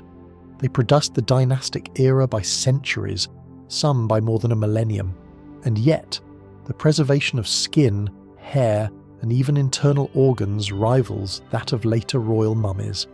How is this possible? For decades, archaeologists assumed these early mummies were preserved by nature alone. The arid desert sands, with their low humidity and intense heat, created the perfect environment for desiccation. Bodies buried in direct contact with the earth would dry rapidly, inhibiting decay. It was believed to be accidental, a fortunate coincidence of geography. But recent discoveries suggest something more intentional. In 2014, a team of researchers analysing linen wrappings from pre-dynastic cemeteries at sites like Badari and Most Ita made a startling discovery. The linen bore traces of a complex mixture: plant oils, resins, gum, and an antibacterial agent derived from conifer trees. The chemical composition closely resembled that found in much later mummification practices, some 2,500 years after these individuals were buried. This was not a natural accident. This was chemistry. This was a ritual. Could it be that mummification, one of Egypt's most iconic and sophisticated traditions, began not in the time of the pyramids, but in the Neolithic age? And if so, who were the people who practiced it? The graves themselves offer few clues. There are no grand monuments, only simple pottery, carved figurines, and flint tools buried alongside the dead. These were farming communities, likely governed by clan elders, living in an age when writing had not yet emerged. And yet they treated their dead with care, selecting specific materials, wrapping the bodies with purpose, and applying a resinous mixture that seems far too advanced for its time. Where did this knowledge come from? Mainstream archaeologists propose that early Egyptian communities developed mummification through gradual experimentation, perhaps beginning with the realization that certain burial conditions preserved bodies better than others. Over time, these observations were ritualized, passed from one generation to the next, evolving into the complex embalming procedures of the Old and Middle Kingdoms. But the sophistication of the pre-dynastic resin mixtures complicates this theory. Some of the ingredients used, such as imported conifer resin, would not have been readily available in the Nile Valley. They suggest trade routes or resource networks far older than previously assumed. Did these early Egyptians travel great distances or exchange knowledge with other distant cultures to obtain these substances? There are whispers of older connections between early Egypt and the ancient peoples of the Levant, Mesopotamia, even the Nubian desert to the south. Could fragments of an even earlier tradition have made their way into the Nile Valley long before the pharaohs rose to power? Others wonder if this knowledge was not imported but inherited. In a time before writing, how was such information passed down?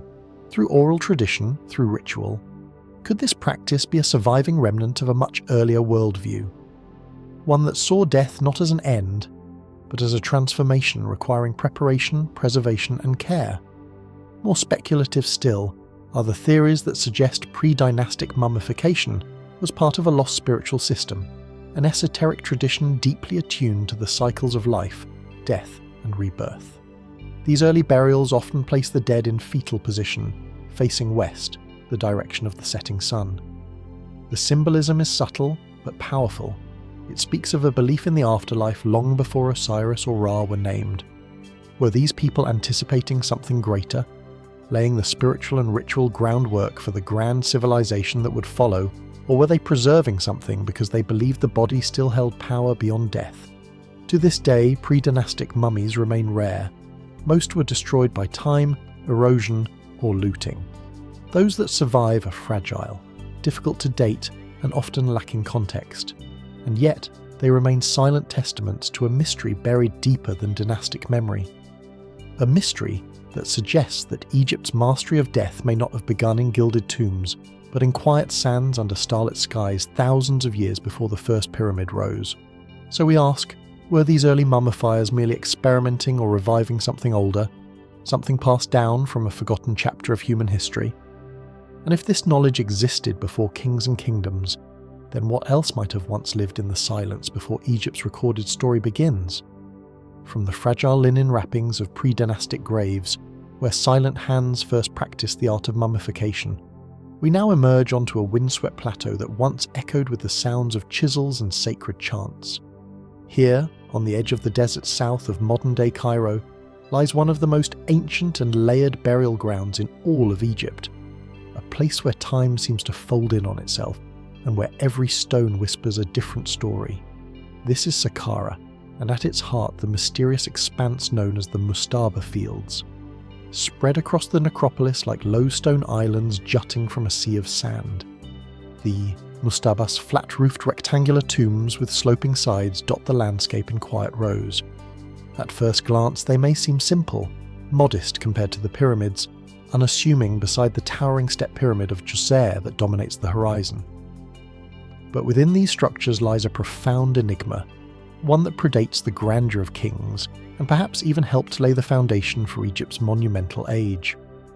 The Masters of Saqqara represent some of the oldest stone array architecture in the world. Their earliest forms date to the 1st and 2nd dynasties more than 5,000 years ago, around 3000 BC. Many belonged not to pharaohs but to high officials, priests, and members of the elite who served the state during its formative years. Their walls are carved with intricate scenes, hunting in the marshes, preparing offerings, and lists of sacred goods for the afterlife. These were not just graves. They were portals, ritual spaces meant to sustain the soul across eternity. But what makes these mastaba fields truly mysterious is not just their age or artistry. It's the sense that we still don't fully understand their original purpose. Why did the Egyptians begin with this architectural form? Why this shape, this orientation, this uniformity? And what compelled them not long afterward to transition so dramatically from mustabas to pyramids? The evolution appears sudden, as if something changed, some revelation, some shift in belief or royal ambition. Djoser's Step Pyramid, the first large-scale stone structure in Egypt and widely considered the first pyramid, was essentially a stack of enlarged mastabas, one atop the other. It rose from the same earth just meters from earlier mastaba fields. Was it simply innovation, or was it a reinterpretation of something older and deeper? Some scholars propose that the mastaba form was a symbolic representation of the primordial mound, the shape believed to have risen from the waters of chaos at the beginning of time. According to Egyptian cosmology, its sloping sides mimicked the sacred geometry of emergence and rebirth. Others believe the masters were designed to mimic early mud brick houses or even shrines, making them eternal homes for the deceased. But then come the anomalies. In the northern area of the Saqqara necropolis, some mastabas, like the imposing tomb of Merkah or that of the official Hesi, show internal features that seem too advanced for their time. Corridors with unexpected precision, stonework that rivals later pyramid craftsmanship. Some walls are decorated with unusual symbolic arrangements, patterns, and geometric shapes not fully explained by early ritual. And in a few mastabas, there are shafts that descend deep into the bedrock, narrow vertical tunnels whose function is still debated. Were they symbolic pathways to the underworld, hidden storage for grave goods? Or could they point to something more complex, more deliberately concealed? The presence of labyrinthine chambers beneath some mastabas, filled with false doors, blind corridors, and sealed niches, has led to speculation that these structures served as more than burial sites. Perhaps they functioned as spiritual initiation centers, places where the elite underwent rites of passage meant to mirror the journey of the soul after death. Or perhaps they were hiding something. Some fringe theorists have suggested that Saqqara, with its dense layering of tombs, temples, and subterranean passages, was part of a much older sacred site. Its origins predate even the first dynasty. The uniform orientation of the mastabas, their alignment with celestial or cardinal directions, and the repetition of certain architectural ratios have all been interpreted by some as signs of inherited knowledge, echoes of an earlier, now lost system of sacred science. But mainstream archaeology urges caution. There is no definitive evidence that the mastabas themselves predate Egypt's early dynasties. Most inscriptions found within them tie directly to known officials and historical periods. And yet, the deeper one looks into Saqqara, the more elusive its story becomes. For instance, beneath the surface of the necropolis lie vast underground galleries, catacombs and tunnels, some stretching for hundreds of meters. While many of these are attributed to later periods, particularly the late and Italic eras, their sheer scale suggests that Saqqara remained a site of intense religious significance long after Egypt's political capital shifted away. Why did this place hold such enduring spiritual weight? And why do so many of the mastabas appear clustered around invisible lines suggesting a plan or a blueprint that modern researchers have yet to fully decode? Today, the mastaba fields of Saqqara remain in quiet desolation. The limestone blocks are worn by centuries of wind and sun. Footprints of ancient builders have long faded, but as archaeologists slowly excavate new layers of the site, new questions emerge from the dust. Were the mastabas simply graves for a rising class of elites? Or were they part of a more complex system, ritual, astronomical, or perhaps something yet to be uncovered? In the silence of Saqqara, we are left with the feeling that much still lies beneath the surface, hidden, waiting. What else might the Mustaba fields reveal if we knew how to listen? From the sunlit Mustaba fields of Saqqara, where stone and silence preserve the earliest echoes of Egypt's sacred dead, we now drift northeast toward a place that once stood at the spiritual heart of the ancient world. A city lost within the sprawl of modern Cairo, its temples broken, its avenues erased, and yet its name still hums with power. Helopus, the city of the sun. Here, in what was once a flourishing centre of wisdom and worship, the greatest minds of ancient Egypt studied the stars, observed the turning of seasons, and composed the earliest myths of creation. This was the birthplace of Ennead, the 9 gods who governed the cosmos, the sacred, centre from which the sun itself was believed to rise, and towering over its vast temple complex once stood monuments, unlike any others, the obelisks of Heliopolis. Today, only one remains, a single granite shaft known as the obelisk of Seneset. It stands isolated in a dusty plaza surrounded by traffic and time. It is the oldest surviving obelisk, still in its original position, carved nearly 4,000 years ago during the 12th dynasty. Rising over 60 ft into the air, its sides are inscribed with hieroglyphs praising the king and the solar gods. But this lone sentinel is just a shadow of what once was. Historical records, inscriptions, and accounts from later periods suggest that Heliopolis once held dozens of obelisks, slender monoliths of red granite quarried from Aswan, polished to gleam in the sunlight and raised to honour the sun god Ra. They lined temple courts, flanked sacred processional ways, and marked cosmological alignments with mathematical precision. They were not just decorative, they were instruments of time, stone needles linking earth to sky. So where did they go? The mystery of Heliopolis is not merely one of ruins, but of absence. Unlike Karnak or Luxor, where remnants of temples still stretch into the sky, Heliopolis has all but vanished. The massive stone walls, the sanctuary of Ra, the libraries, the sacred pools, all gone, and the obelisks that once stood in such abundance scattered across the world. Some were taken in antiquity. During the Roman period, emperors transported obelisks to adorn their new capital. One now stands in the centre of the Vatican. Another marks the Place de Concorde in Paris. Others reside in London, Istanbul, and New York. But even accounting for these known monuments, the tally doesn't match. The math leaves gaps. Several obelisks from Heliopolis are simply missing, unrecorded, undocumented, lost. Were they broken down and repurposed during later construction booms, destroyed in ancient conflicts or natural disasters? Or were they deliberately buried, hidden from view, concealed beneath modern neighbourhoods or layers of Nile silt? There is evidence to support all possibilities. Satellite imaging and ground-penetrating radar have revealed large stone anomalies beneath the surface of the area known today as a sham where ancient Heliopolis once stood. These subterranean features may be foundations, walls, or even fallen monoliths, but decades of urban expansion have made excavation nearly impossible. Apartment buildings, roads, and factories now sit atop this ancient landscape. Whatever secrets lie below remain locked in place. But even as the physical trail grows cold, the symbolic mystery deepens. Why were so many obelisks moved from Heliopolis in the first place? And why did successive rulers from the Romans to the French feel compelled to possess them? Perhaps it was more than just admiration for Egyptian artistry. The obelisk was more than a monument. In Egyptian belief, it was the Ben-Ben, a symbol of the first land to emerge from the primeval waters of chaos.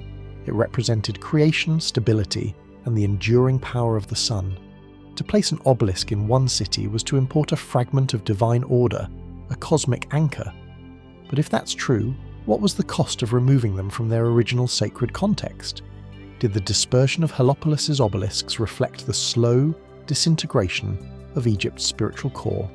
Or were the stones removed during times of collapse, taken not to preserve their power, but to prevent it from falling into the wrong hands? Some researchers speculate that beneath Heliopolis's missing temple lie other monoliths, ones that were never meant to be moved. Hidden shafts, sealed chambers, elements of a solar cult whose deepest rituals were kept from public knowledge. Others wonder if Heliopolis was more than a religious capital. Could it have been an ancient observatory, a centre of archo-astronomical learning now erased by time? We may never know. Today, the obelisk of Seneset. I stand alone, unprotected, uncelebrated, surrounded by concrete and noise. Its inscriptions still gleam faintly in the sunlight, calling out across millennia, but they are not answered. And so the question remains, what happened to the lost obelisks of Heliopolis? Were they victims of conquest, of erosion, of forgetting? Or do they still lie beneath the earth, waiting to be revealed once more? As the sun sets over Cairo's eastern horizon, it casts a golden light across the broken stones of the forgotten city. The air grows still, and for a moment it's possible to imagine the forest of obelisks rising again, each one a silent hymn to a civilization that reached for the sky. What else lies buried beneath the city of the sun? As the scattered obelisks of Heliopolis vanish into foreign skylines and layers of forgotten stone, the trail of Egypt's solar devotion leads us further still into the quiet sands west of modern-day Cairo, where another sacred structure once shimmered under the sun's gaze. Today, little remains above the surface. Only low mounds and broken masonry hint at what once stood. But beneath the dust lies a site that once held immense cosmic significance. The solar temple of Pharaoh Sahur, tucked near the edge of Abusier between the more famous necropolises of Saqqara and Giza.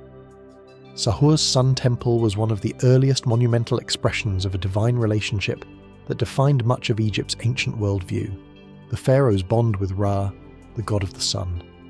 Built during the 5th dynasty around 2180 BC, the temple was known to the ancients as Seed Ra, meaning field of Ra. It was part of a broader trend among 5th dynasty kings, several of whom commissioned solar temples as distinct from their pyramid complexes. But Sahur's temple, now heavily eroded and buried, was likely among the most elaborate. A walled sanctuary with altars, open courtyards, and a central obelisk or sun pillar that once rose skyward from the heart of the structure. It was not a tomb, it was a celebration of light, of divine energy, and of eternal renewal. But why here? Why in this specific patch of desert away from the traditional burial grounds of the elite? And why did the practice of building solar temples vanish almost as suddenly as it emerged? Mainstream Egyptology suggests that the solar temples of the 5th dynasty reflect a theological shift. These kings, unlike their predecessors, emphasized a more direct connection with Ra. The emergence of the sun temples coincides with the growing power of the priesthood of Heliopolis, and possibly a political alliance with its rising religious elites. The temples would have served as ceremonial centers for public and royal rituals, offerings to the sun, reaffirmations of cosmic order, and demonstrations of the king's divine authority. But when archaeologists unearthed what little remains of Sahur's solar temple, they found more questions than answers. The structure was heavily damaged. Some say it was deliberately dismantled. Foundations that once supported massive stone walls now lie shattered. The central obelisk, if it ever existed in full, has not survived. Decorative elements, if they were ever inscribed, have faded or vanished. What can be seen today are sun-baked blocks, a few fragments of pillars, and the faint outlines of walls that once formed an enclosure filled with symbolic power. Was it simply a victim of time, or was something else at work? Unlike pyramids, which were buried and sealed, the solar temples were exposed, open to the sky by design. This made them more vulnerable to erosion, plundering, or political neglect. Some believe that the temples may have been intentionally defaced during later dynasties, particularly as religious ideologies shifted. By the New Kingdom, Ra had merged into the more complex deity of Amun-Ra, and many of the earlier sun cult rituals had been replaced or reinterpreted. But even within the 5th dynasty, the sun temples seemed to carry a deeper enigma. Of the 6 kings who are believed to have constructed such temples, only 2, those of Us and have been positively identified and excavated in part. Others, like Sahir's, remain largely buried or lost altogether, and even the ones that have been studied leave no clear explanation as to why this architectural tradition rose so suddenly, then ceased just as quickly. Could the solar temples have held a function we've yet to fully grasp?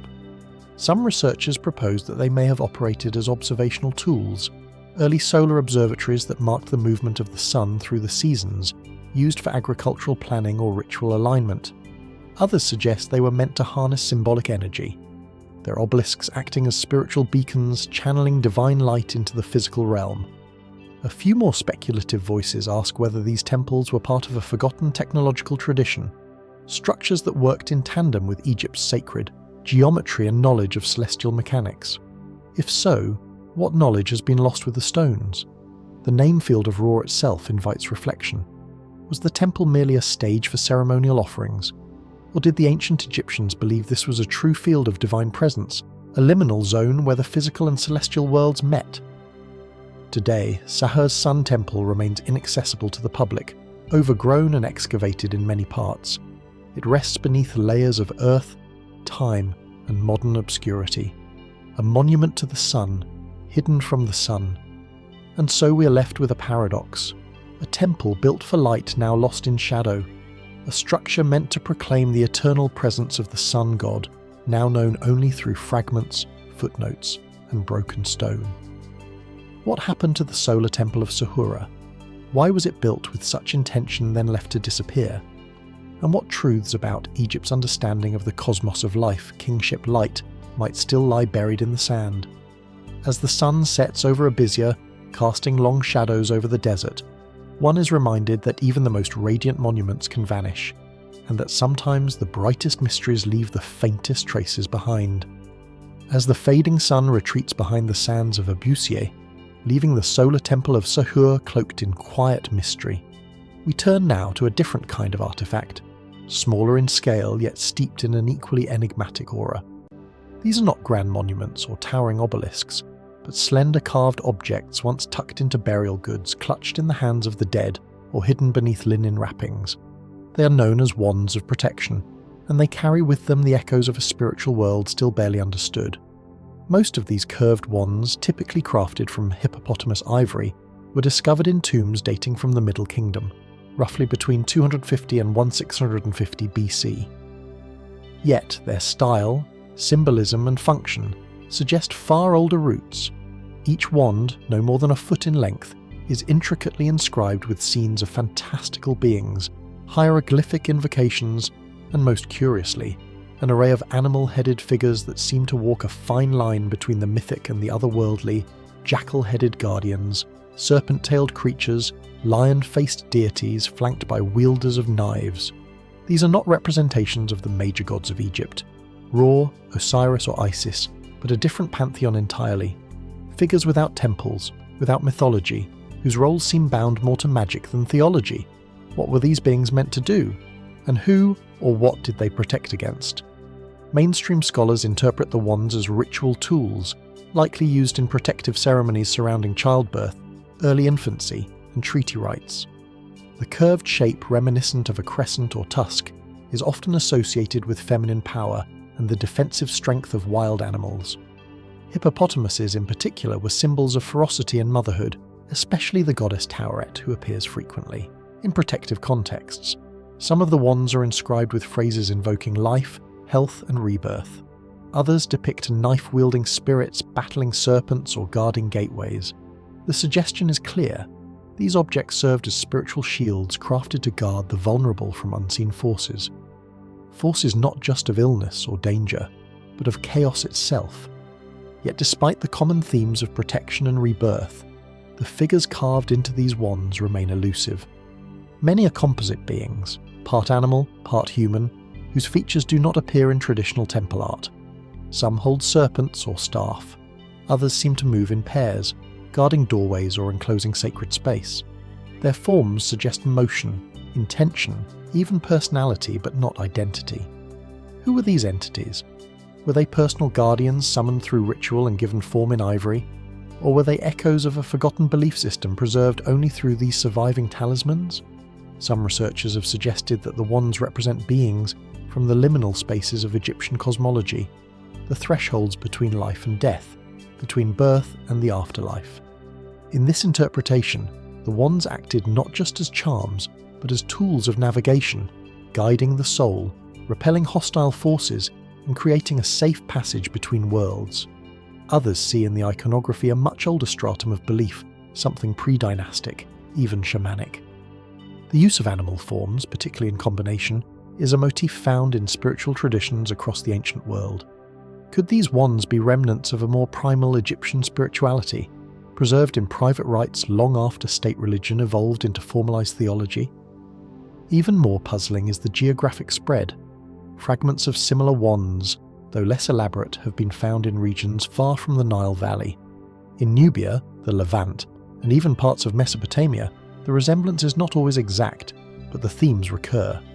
Animals guarding thresholds, curved ivory forms, inscriptions invoking protection. Was this a shared tradition among ancient cultures, a set of symbols passed along trade routes or inherited from a common spiritual ancestor? Or is the similarity merely coincidence, testament to the universality of fear and hope in the face of the unknown? And then there is the silence of the temples. Unlike other religious artifacts, the protective wands do not appear in temple rituals or public festivals. They are almost entirely confined to private domestic literary contexts. No ancient text explains their origin. No priestly decree defines their use. They exist at the margins between the official and the personal, the sacred and the secret.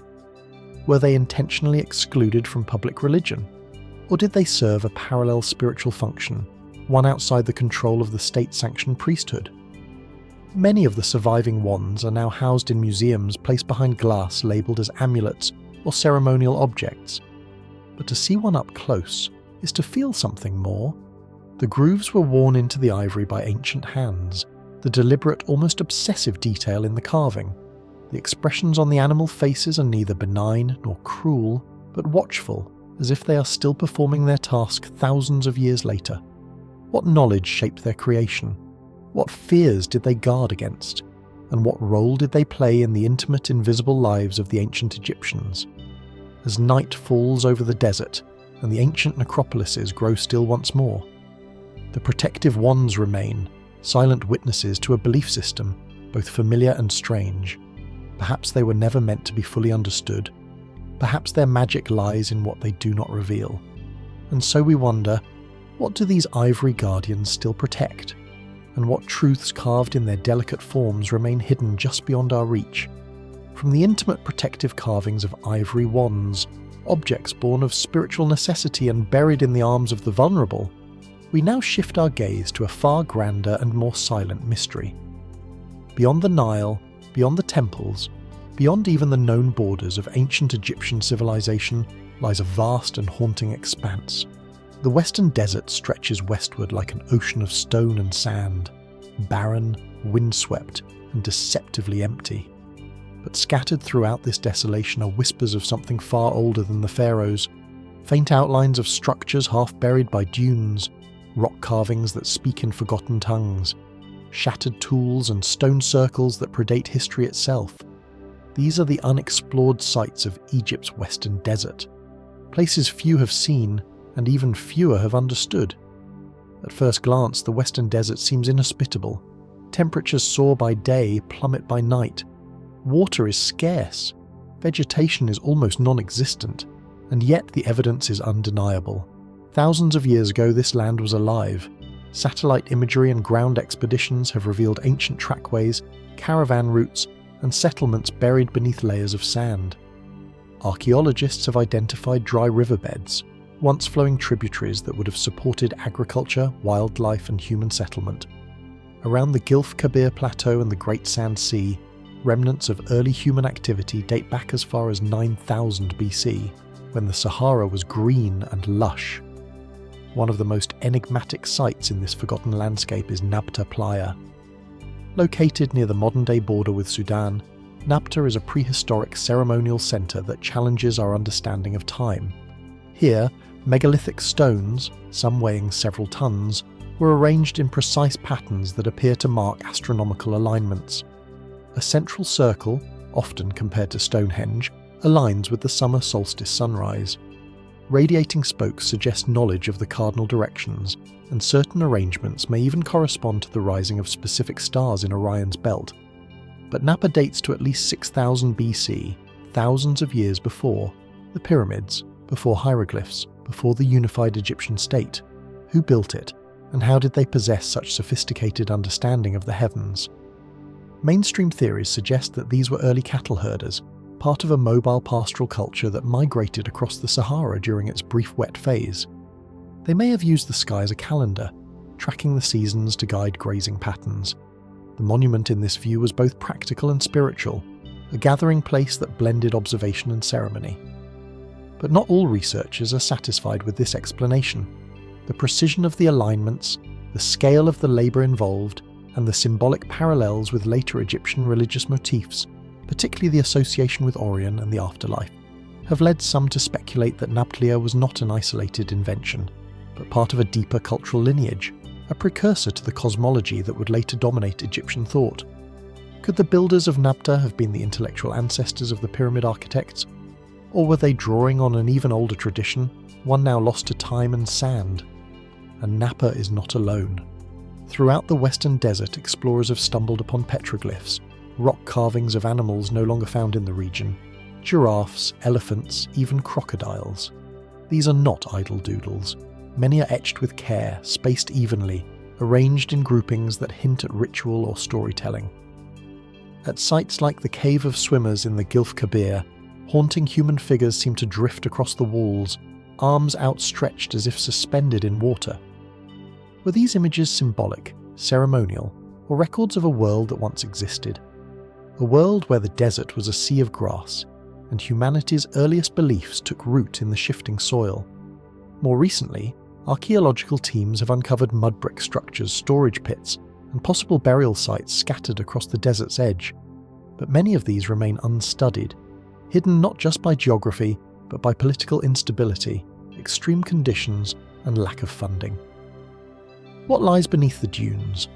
Are there temples, cities, or even forgotten civilizations waiting to be rediscovered?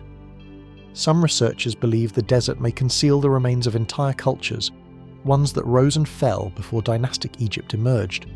Cultures whose memory survives only as myths embedded in later Egyptian stories of gods who ruled before men of golden ages buried beneath the horizon. More speculative theories propose even more radical ideas. Could the Western Desert be the missing link between Egypt and other ancient centres of knowledge? Did knowledge flow westward from the Nile or eastward from deeper Africa? Or did it rise briefly and brightly in these now desolate lands only to be swept away by climate collapse, leaving only monuments to mark their passing? Mainstream archaeology remains cautious, grounded in what the evidence can support. But even here, the silence speaks volumes.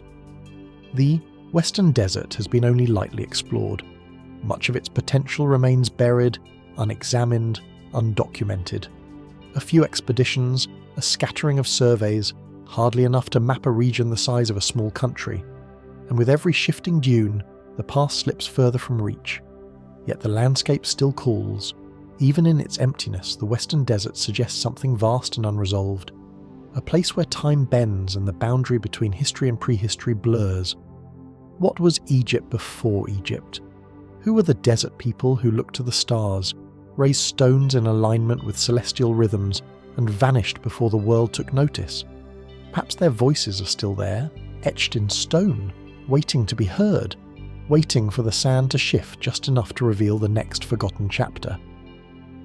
From the windswept silence of Egypt's Western Desert, where ancient roads vanish into sand and stars guided the forgotten, our journey now returns to stone, to carved chambers nestled deep within the bedrock of Egypt's necropolises.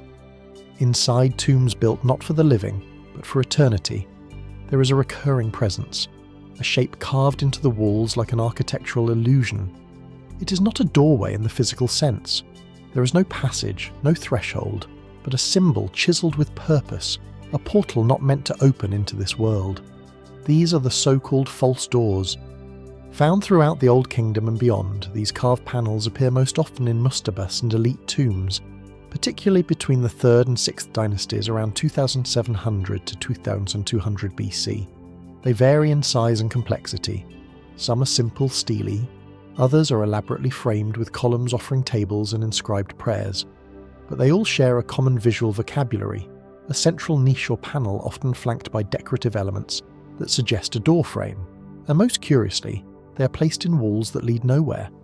At first glance, the false door seems symbolic, perhaps decorative, but for the ancient Egyptians it was much more than that.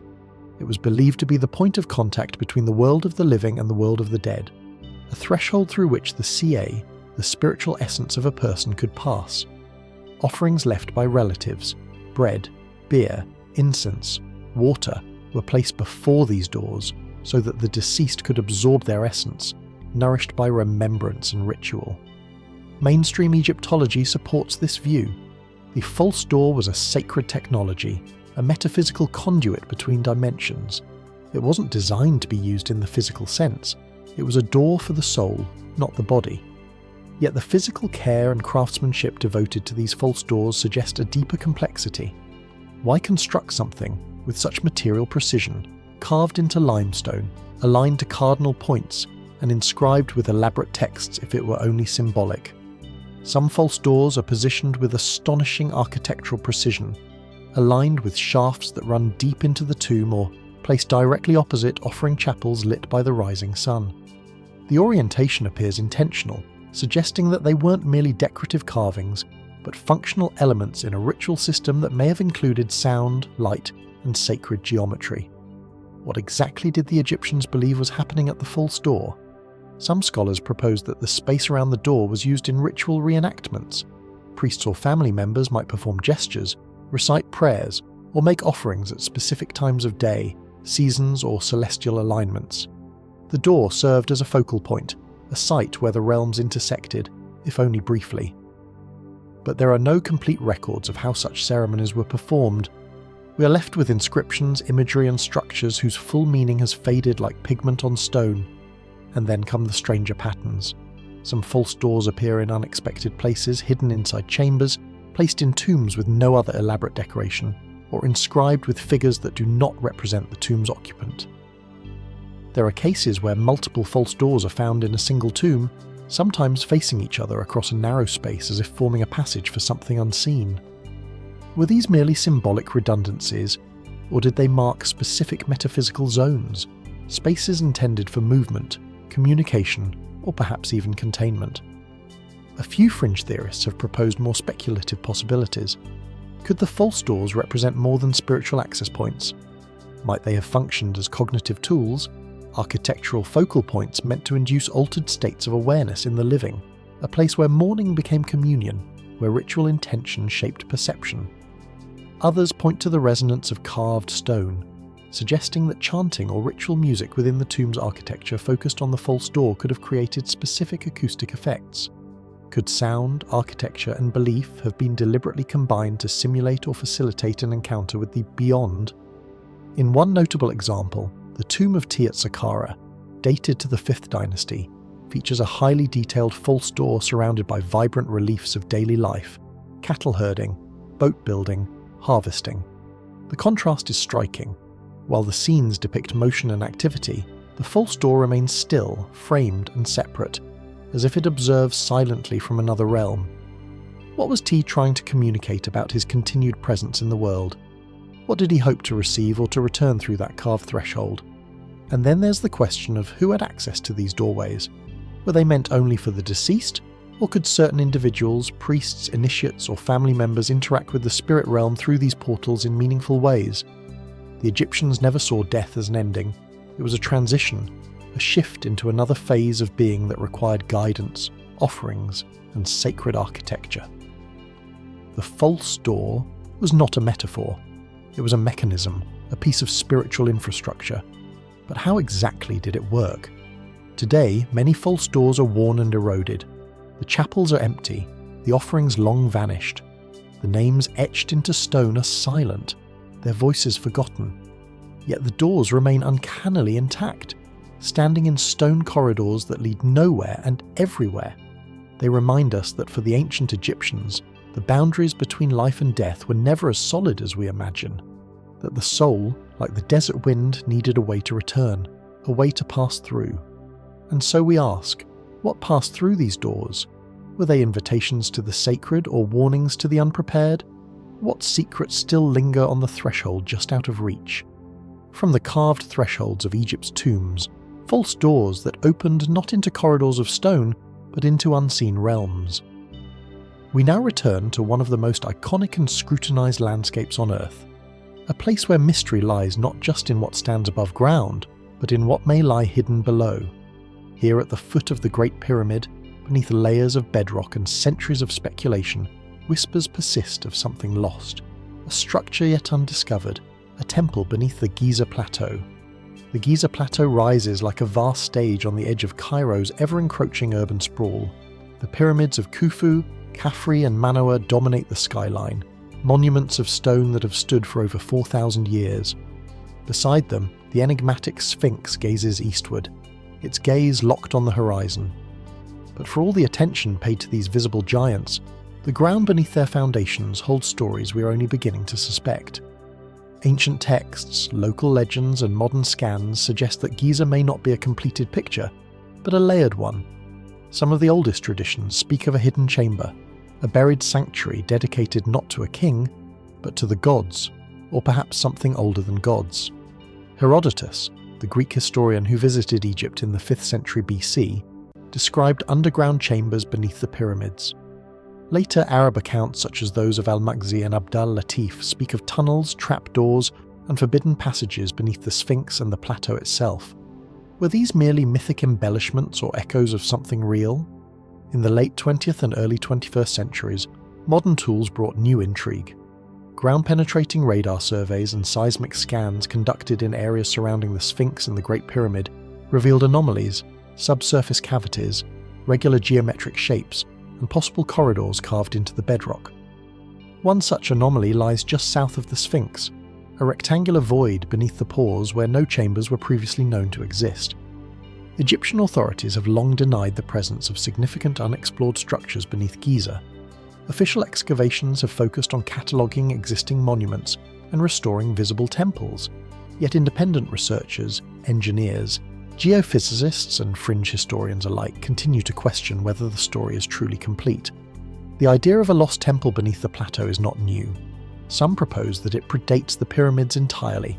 If true, it could belong to a pre-dynastic era before writing, before pharaohs, perhaps even to a time when oral traditions remembered gods walking among men, a temple of initiation, a place of hidden knowledge. What might such a structure have looked like? Some point to the Oirion at Abydos, a megalithic underground chamber constructed with Cyclopean granite blocks sunken below the temple of Seti the Firs. Others reference the Valley Temple of Khafre itself, whose core construction features enormous uninscribed limestone blocks suggestive of a much earlier phase of building. Could there be another such temple still buried? And if there is, why has it remained concealed? The geology of Giza provides both challenge and cover. The plateau is composed of stratified limestone layers, some more resistant to erosion than others. Subterranean chambers would be difficult to detect without comprehensive and sustained scanning.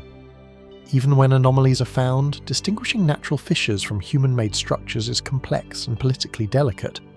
Moreover, the archaeological narrative of Giza has long been guarded. To entertain the possibility of a hidden structure that predates the pyramids raises uncomfortable questions. Who built it? Why was it hidden? And what knowledge, if any, might be contained within? Some speculative theories verge on the fantastic, proposing connections to lost civilizations, Atlantean mythologies, or extraterrestrial influences. These theories often leap beyond the evidence, but their core question remains valid. Have we truly explored everything beneath Giza? What we do know is that the plateau was more than a royal necropolis. It was a ritual landscape engineered with celestial precision. The alignment of the pyramids with Orion's belt, the solar symbolism of the Sphinx, the orientation of temples to cardinal points all speak to a deeper intention. If a hidden temple does lie beneath, it would not be accidental. It would be part of this grand design. A place not for the masses, but for the initiated, a chamber not meant to glorify kings, but to preserve something sacred. And if such a place exists untouched for millennia, what condition would it be in? Would it be empty, long looted by ancient hands, or sealed, undisturbed, its purpose still intact? Today, most of the plateau remains closed to deep excavation. The ground near the Sphinx is protected, and permits to dig in sensitive areas are rarely granted. For now, the anomalies remain unconfirmed. The scans are filed away. The mysteries rest beneath layers of limestone and bureaucracy, but the questions linger. Could the key to understanding Egypt's true origins lie not in its monuments, but beneath them? Have we been looking too long at what towers above and not long enough at what waits below? And perhaps the most haunting question of all, what if just meters beneath our feet, the sands of Giza still guard a truth we are not yet ready to uncover? In the stillness of the plateau, as the last light fades over the pyramids and the stars begin to wheel overhead, the earth below remains undisturbed, watching, waiting. As the night settles gently over the Giza plateau, casting shadows across the silent pyramids, and whatever secrets may lie beneath them, we turn our attention to something more delicate. A symbol not carved in stone, but drawn in ink, painted on papyrus, and pressed into temple walls. A flower, the Nymphia caerulea, the sacred blue lotus. It appears everywhere in ancient Egyptian art, clutched in the hands of gods, emerging from the mouths of kings, blooming beside the sun god in scenes of cosmic rebirth. At first glance it might seem purely symbolic, a beautiful flourish. But the blue lotus is more than an artistic motif. It is a mystery in its own right, one deeply entwined with ritual, healing, and perhaps even altered states of consciousness. The blue lotus was native to the Nile and its tributaries, thriving in slow-moving waters. Its blossoms opened each morning with the rising sun and closed again at dusk. This daily rhythm, so elegantly tied to light and darkness, life and death, made it an enduring metaphor for rebirth. In religious texts, it is from a lotus that the sun god Ra is said to have first emerged at the beginning of creation. It is not just a plant, it is a cosmic principle, and yet beyond the myth, there are signs of a more practical, more experiential role. In tomb paintings and paintings, we find images of banquet scenes, men and women reclining, drinking, adorned with garlands of lotus flowers. The flower is often held to the nose, not simply admired, but inhaled. Sometimes it's infused into wine. Sometimes it's presented in isolation, hovering beside a figure in states of awe. What exactly was being consumed? Modern chemical analysis has revealed that Nymphia caerulea contains aphinae and nuciferine alkaloids that have mild psychoactive and sedative properties. When steeped in wine or infused into oil, it can produce sensations of euphoria, tranquility, and dreamlike awareness. In large doses, it may even alter perception. Was the blue lotus used to induce trance states to soften the veil between worlds during rites, or in temples during communion with the divine? Some Egyptologists believe so. The flower's presence in religious scenes is too consistent, its context too focused to dismiss. It is often associated with the god Nefertim, depicted with a lotus emerging from his head, who was invoked in temple rituals as a healer and intermediary of light. In this view, the blue lotus was both a medicine and a spiritual instrument. But the texts are vague. No ancient Egyptian pharmacopoeia has survived to explain dosage, preparation, or ceremonial use. Instead, we're left with visual clues, scattered references, and indirect associations. Could it be that its use was part of an oral tradition transmitted only through priesthoods and never recorded in writing? More speculative theories suggest that the blue lotus may have played a central role in the mystery schools of Egypt, esoteric institutions believed by some to have preserved ancient knowledge of the soul, the cosmos, and the afterlife. According to this line of thought, initiates may have used lotus infusions to enter altered states, dreams guided by trained priests to receive visions, teachings, or communion with ancestral spirits. While no conclusive evidence supports this view, it aligns with practices found in other ancient cultures. From the Eleusinian mysteries of Greece to shamanic traditions in Central America, the use of psychoactive plants as tools for ritual transformation is well documented. Might Egypt too have had its own living pharmacology? There are even those who argue that the blue lotus was not a solitary substance, but one element in a larger sacred pharmacopoeia, combined with wine, honey, or other plants in complex rituals of death, healing, and rebirth. Could this explain the recurrence of certain motifs, scenes of music, perfume, and ecstatic movement around blue lotus imagery? The truth remains elusive. Despite the plant's unmistakable presence in Egypt's visual language, hard evidence of its ritual use remains just out of reach.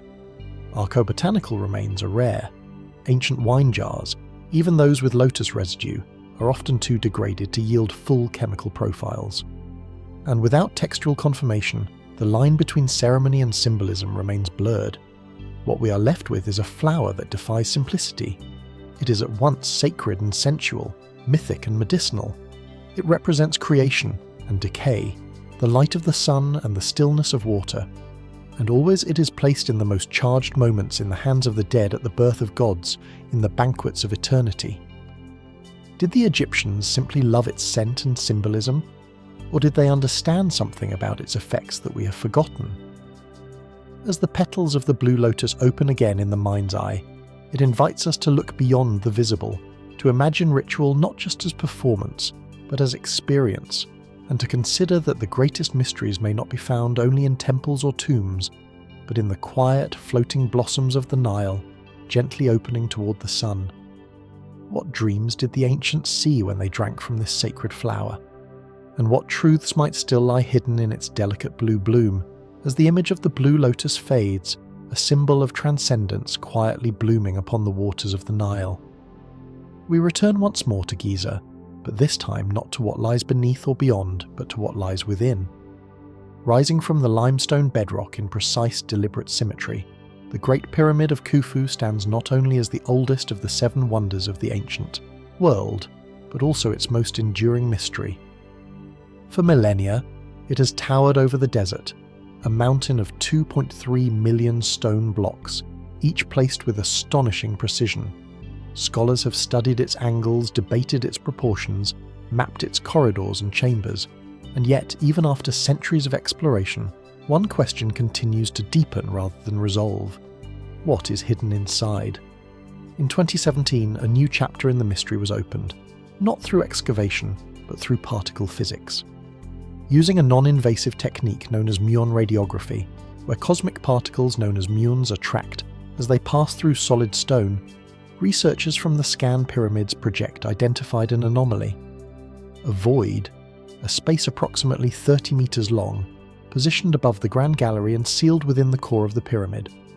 It was not known from previous maps or architectural models. It had no connection to known passageways, no inscription, no entrance. It appeared to be completely isolated. The discovery sent a ripple through both the academic world and the public imagination. For the first time in centuries, we had found a new space within Khufu's pyramid, something untouched, unseen, and unknown. But what is it? Mainstream Egyptologists were quick to offer cautious interpretations. Some suggested that the void might simply be a relieving chamber, an architectural necessity to reduce the weight of the stone above the Grand Gallery. Others proposed that it could be part of the internal ramp theory, a hypothesized construction method that involved spiraling corridors built within the pyramid rather than outside.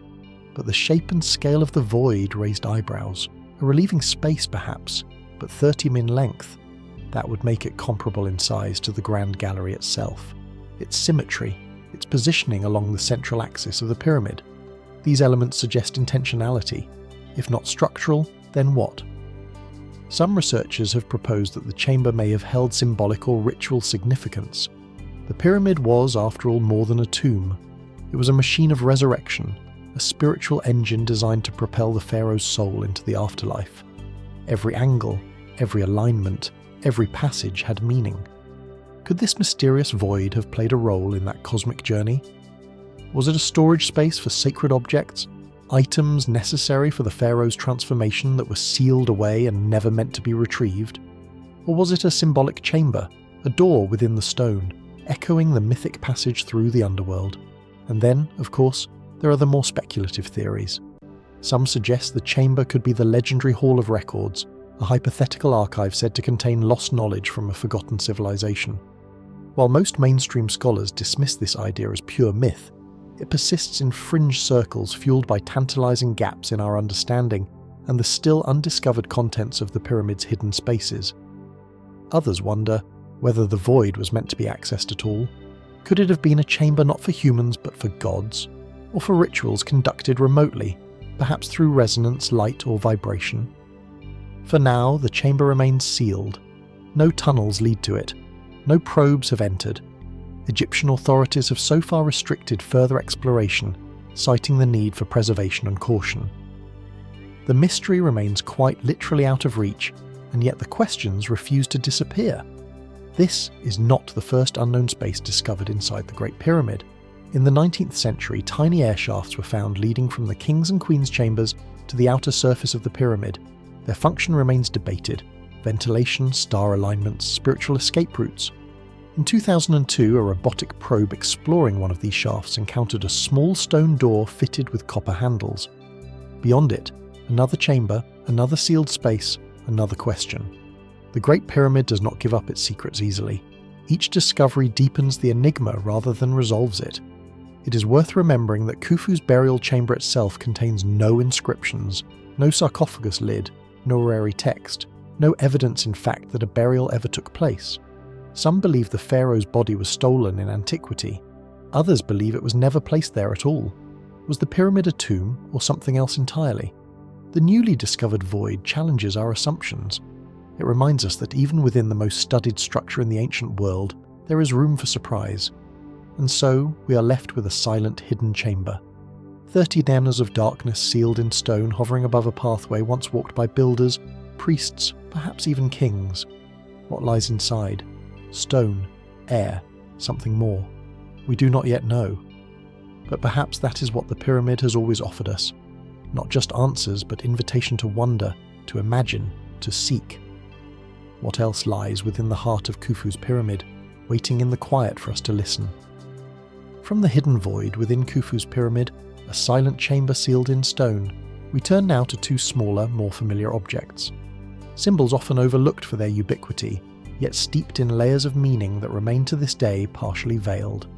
Found in tomb paintings, statues, reliefs, and sacred iconography, they are always held tightly in the arms of the pharaoh, the hika, and the nakaka, the crook and flail. Crossed over the chest of kings, carved into sarcophagi, or grasped by the god Osiris himself. These tools are among the most instantly recognizable emblems of ancient Egyptian authority, and yet while their form is clear, their full significance, their true ceremonial purpose, remains one of Egypt's quieter mysteries. The crook curved at the end like a shepherd's staff. The flail is composed of 3 strands knotted and bound. Together they represent rulership, but perhaps something more. The standard interpretation sees the crook as a symbol of guidance. The shepherd's tool used to lead the flock to protect and direct. The flail, meanwhile, is often associated with discipline or kingship over agriculture, a symbol of fertility tied to the threshing of grain. In this reading, the pharaoh holds both mercy and justice, sustenance and command. But look closer, and questions begin to arise. The flail, as it appears in art and sculpture, bears little resemblance to the flails used for agriculture. It is not the broad implement used to beat wheat or barley. It is more compact, more abstract. Its strands are often rendered stiff, even stylized, their true material unknown. Nor does it resemble any known weapon of war. What then was it?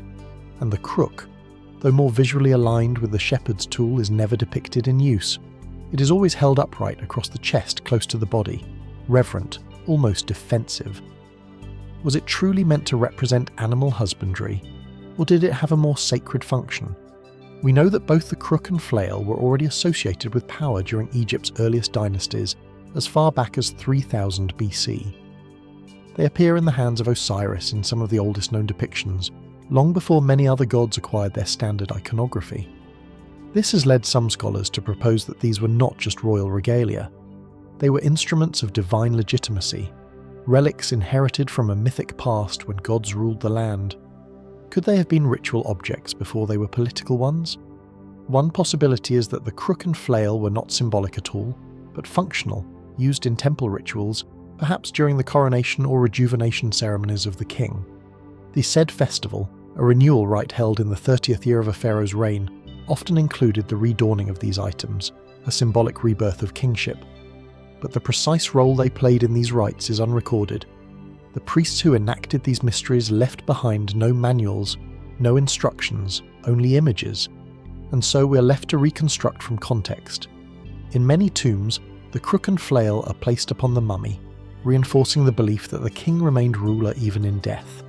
In statues, they appear not only in the hands of kings but of gods, Osiris, Anubis, even Horus.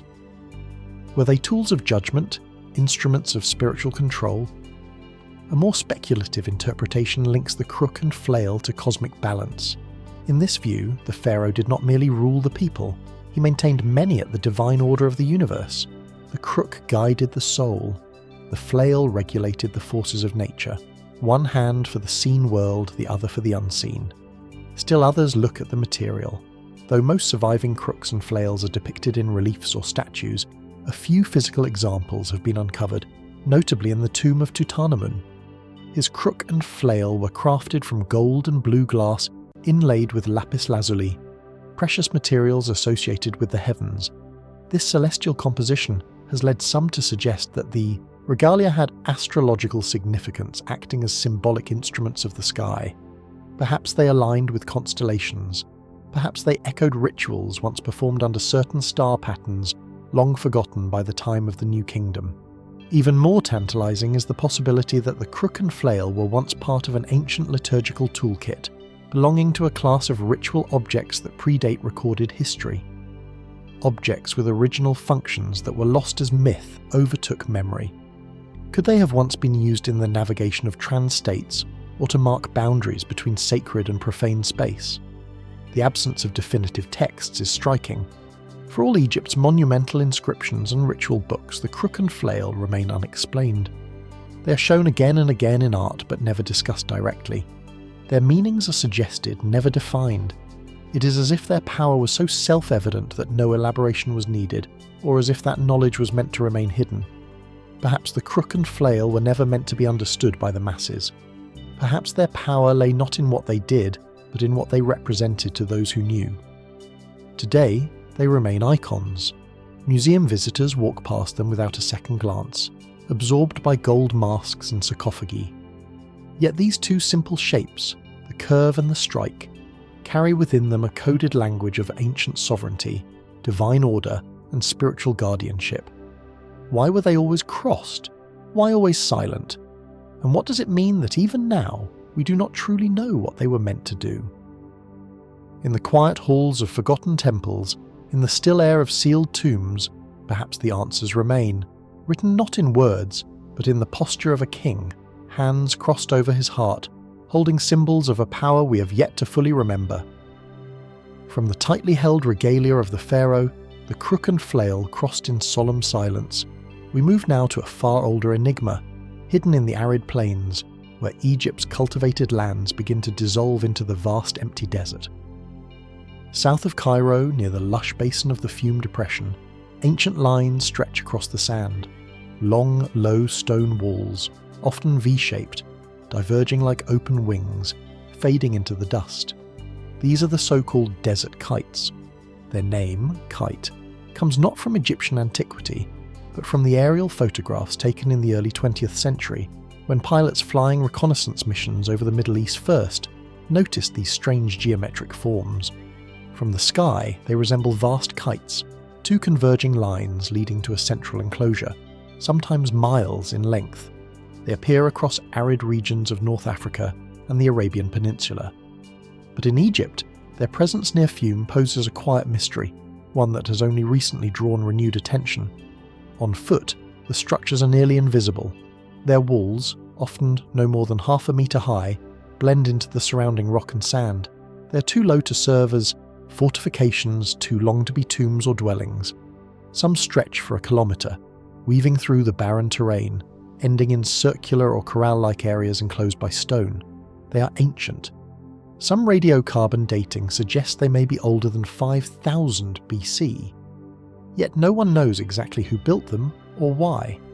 The prevailing theory is that desert kites were used for hunting. According to this view, the long stone arms would guide wild animals, gazelle, oryx, perhaps even now extinct species into the enclosures where hunters could trap or kill them more easily. The structures would have functioned as massive funneling systems, invisible enough not to alarm prey until it was too late to escape. This method of hunting would have allowed small groups of people to capture large numbers of animals with minimal effort. But this theory, while plausible, opens further questions. For one, the scale of these structures is staggering. Some involve kiln of carefully placed stonework far more labour-intensive than what might be expected for a temporary or seasonal hunting strategy. Their design is deliberate, consistent, suggesting coordination, knowledge, and purpose. Were these truly the tools of nomadic hunters, or do they reflect something more complex? Some researchers have suggested that the desert kites were not just about sustenance, but ritual. Perhaps the hunt itself was ceremonial, an act reenacting mythic cycles of death and renewal tied to the sacred rhythm of the land. If so, the kite wasn't just a trap. It was a stage, a place where survival and belief were woven into one. Others have noted that many of these structures align with celestial points, or follow topographical features in ways that hint at a deeper understanding of space. Could the enclosures have doubled as ritual spaces marking astronomical events? Could they have served seasonal functions tied to the migration of animals or the rise of certain stars? There is also the question of what happened after the kill. Some kites end in large open areas, others terminate in tightly walled spaces that seem far too small to hold large numbers of animals. No bones have been definitively linked to their use, no inscriptions offer clarity. Did the animals escape? Were they sacrificed? Or were they never captured at all? Then there is the cultural gap. The builders of the Fiume kites left no known written records, no tombs, no temples. Their identity is unknown. They predate dynastic Egypt yet seem to share in its same architectural intentionality. Were they part of a precursor culture? A regional population whose memory was later absorbed into the mythos of the Nile? Interestingly, the Fiume region itself is a place of deep ancient continuity. Its fertile lake system supported some of Egypt's earliest agricultural settlements. Some archaeologists believe that sedentary life began here earlier than anywhere else in the Nile Valley. Could the desert kites reflect a transitional moment, a culture, moving from hunting to herring, using stone not just to catch prey, but to shape its landscape? More speculative voices suggest even stranger ideas. Could the kites be symbolic maps, pilgrimage routes, representations of constellations, or sacred geometry carved into the earth? Some theories liken them to geoglyphs like the Nazca lines of Peru, large-scale, low-relief designs whose full patterns only emerge from above. Were the kites intended to be seen from the sky? And if so, by whom? There is little to anchor these ideas in evidence, and yet the mystery persists. Despite modern technology, drones, satellite imaging, ground surveys, no conclusive answer has emerged. The desert holds its silence, the stones remain, half buried in wind-blown sand, their purpose still intact but unspoken. The desert kites near Fiume are not grand monuments like the pyramids. They do not promise gold, nor reveal the names of kings, but they challenge us all the same. Who built them? What knowledge did they encode into these elegant geometric arms that stretch like wings across the land? Were they tools for survival, ritual, worship, or something else entirely? Something we have yet to imagine? As the sun lowers over the Fiume basin, casting long shadows across the shallow ridgelines of these forgotten walls, we are left with quiet forms that defy explanation. Lines drawn in a language we no longer speak. What story were the stones trying to tell? And what lies just beyond their reach, still waiting to be understood? As the sun disappears behind the low ridge lines of Fiume, casting long shadows over the ancient desert kites, we return once again to the depths of Egypt's sacred chambers, into tombs sealed with gold, stone and spells. Places where pharaohs were entombed with the treasures they believed they would need in the afterlife. Amulets, thrones, statues of gods, chariots and weapons. But amid these unmistakably Egyptian items, something else occasionally appears. Something unexpected. Objects foreign in style, material or origin. Artifacts that do not seem to belong. These are the non-Egyptian artifacts found in royal tombs. Mysterious pieces that raise a simple yet perplexing question. How did they get here? Take for instance the famous tomb of Tutankhamun discovered in 1922 by Howard Carter. Among its thousands of items, many of which are masterworks of Egyptian craftsmanship, were a handful that stood apart. A dagger with a blade made not of forged metal, but of meteoritic iron. A scarab carved from Libyan desert glass, a material formed only under extreme heat, possibly from a meteor impact. There were also inlays, beads, and fragments of materials that did not originate along the Nile. Lapis lazuli from Afghanistan, cedarwood from Lebanon, ebony likely from Central Africa. On one level, these findings are unsurprising. Egypt was never fully isolated. From the early dynastic period, it traded extensively with neighbouring cultures.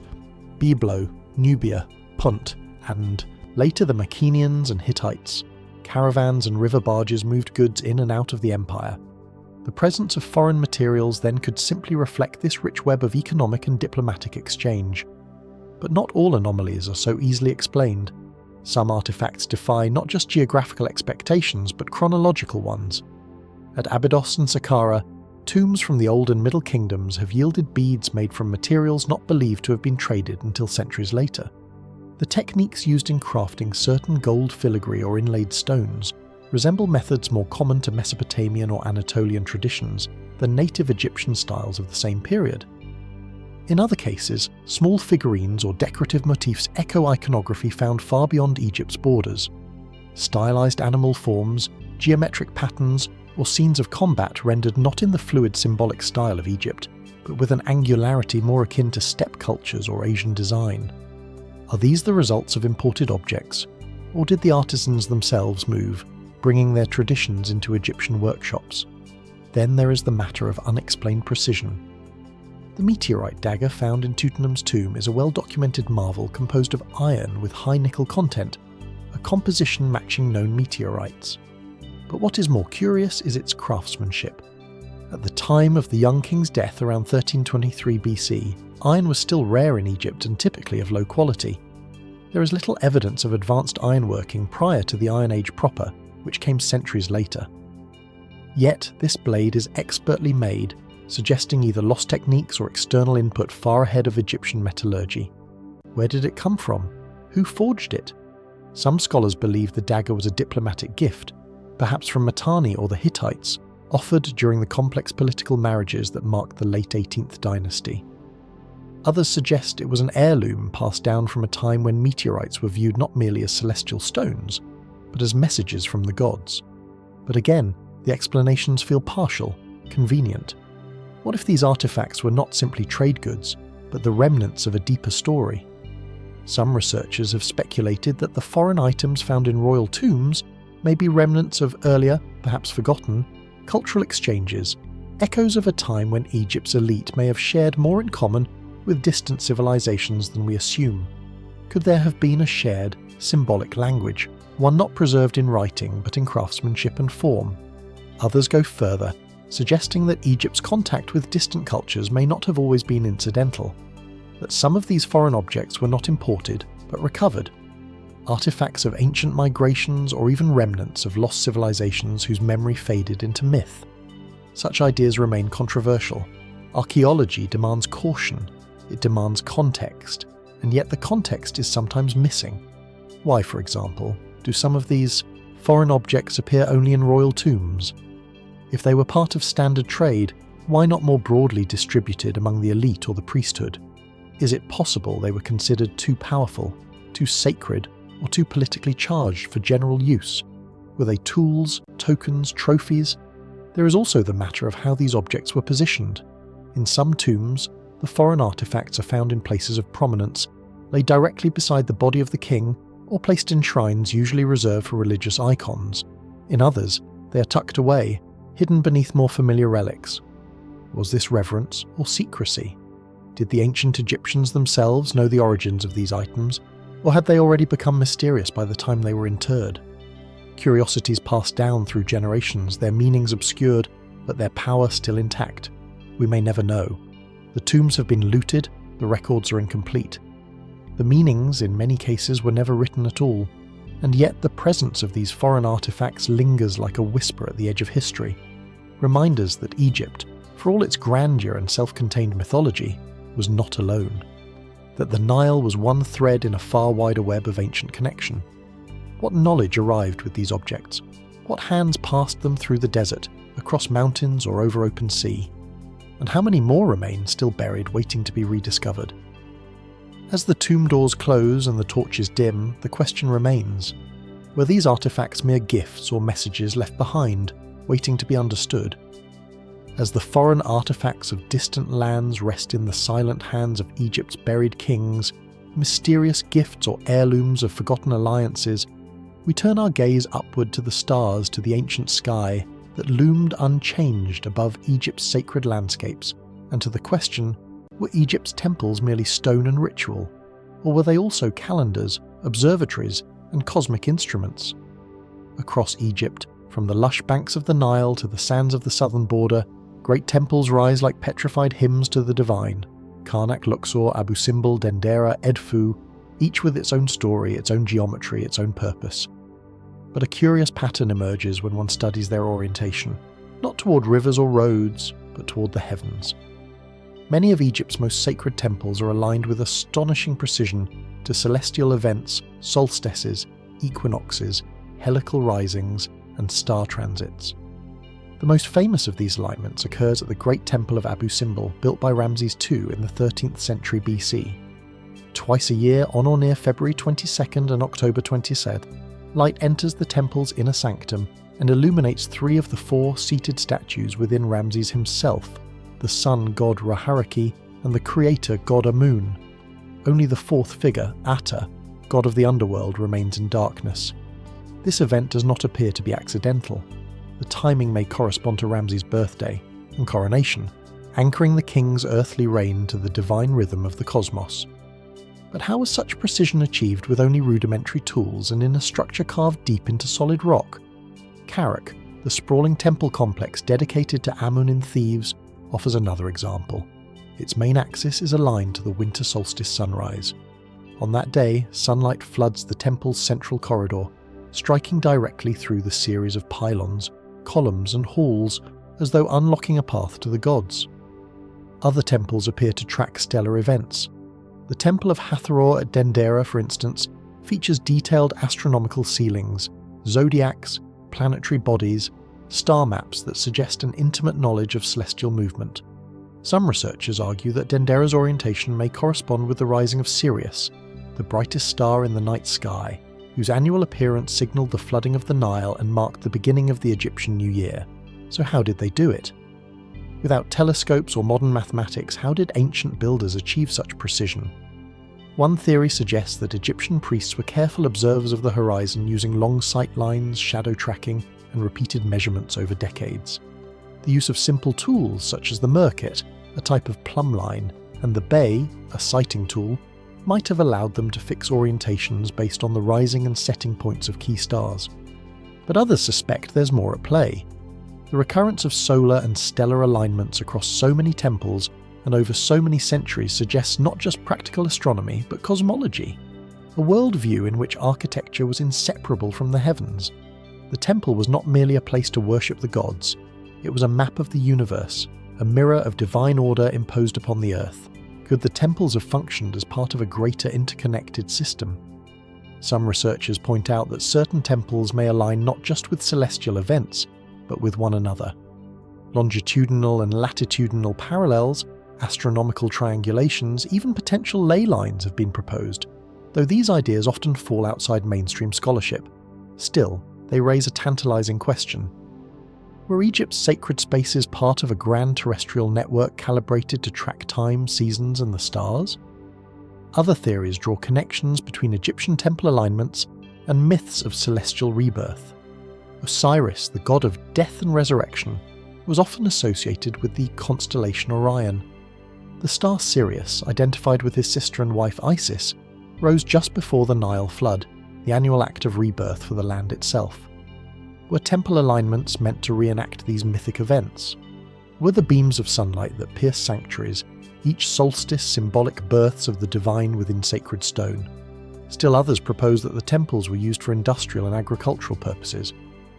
By tracking solar and stellar cycles, priests could regulate planting, harvesting, and ritual festivals with uncanny precision, ensuring the survival of both crops and cultural order. In this view, astronomy was less about speculation and more about survival. And yet, questions remain.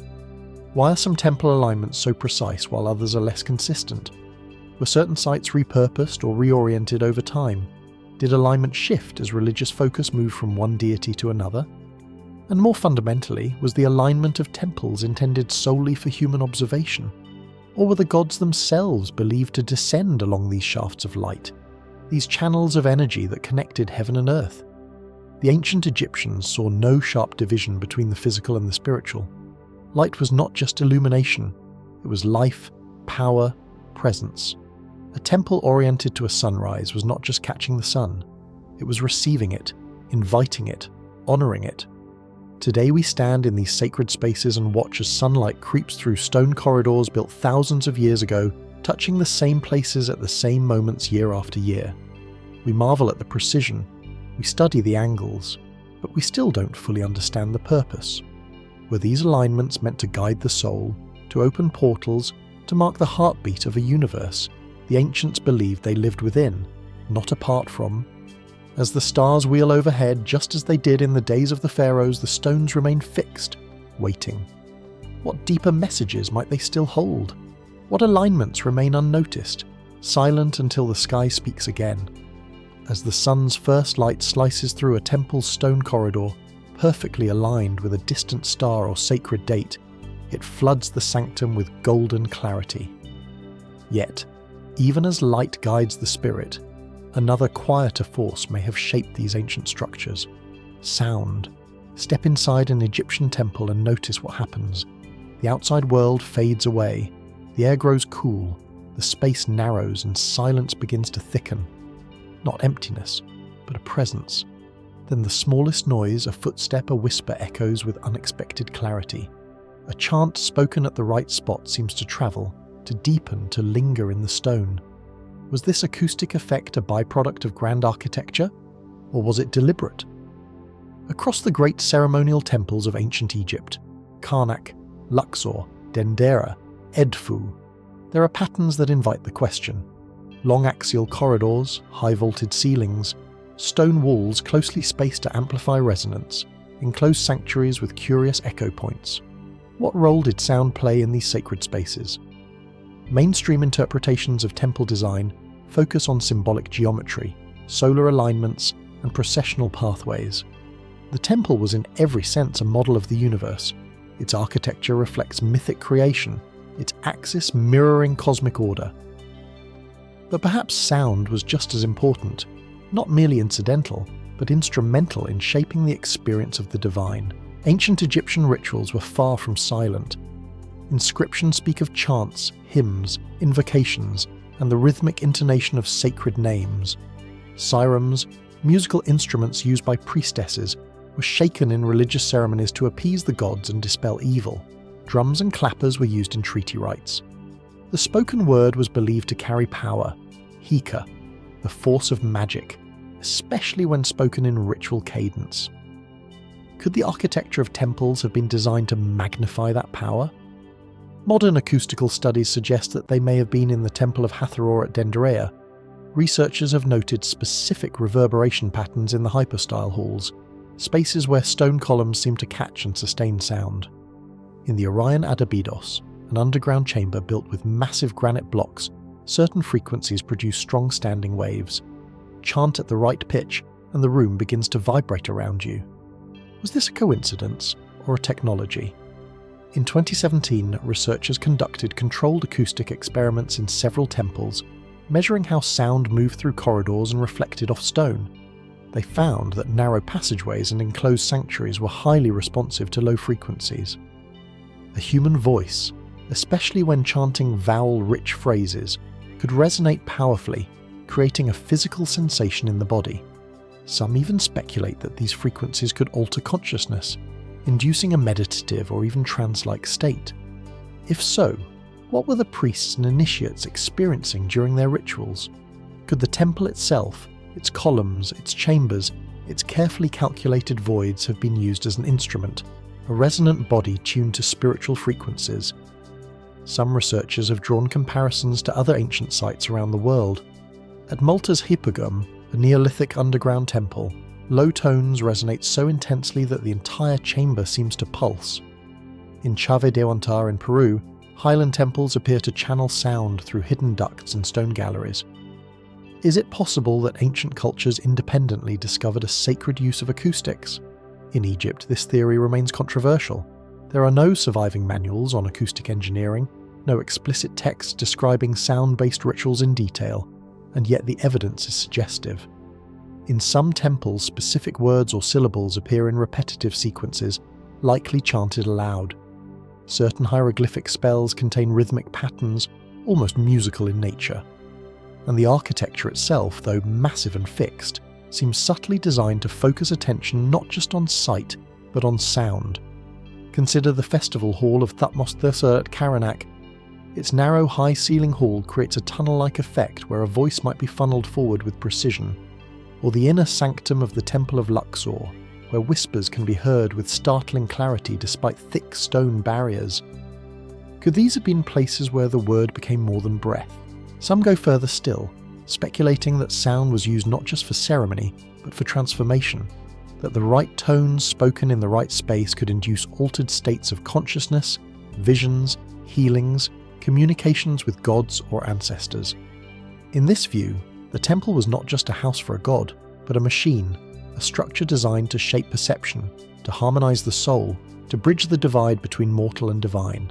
Skeptics argue there's no hard evidence to support these claims that the acoustics are byproducts of materials and form, not intention. But this overlooks one crucial point. Ancient Egypt was a civilization of extraordinary intention.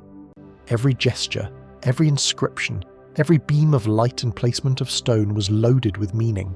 Why not sound? Why not echo as prayer? The temples remain weathered but standing, their stone walls still humming with centuries of silence. And if you stand in the right place at the right time and speak not loudly but with care, you might hear it. A resonance, a whisper that stretches beyond the present.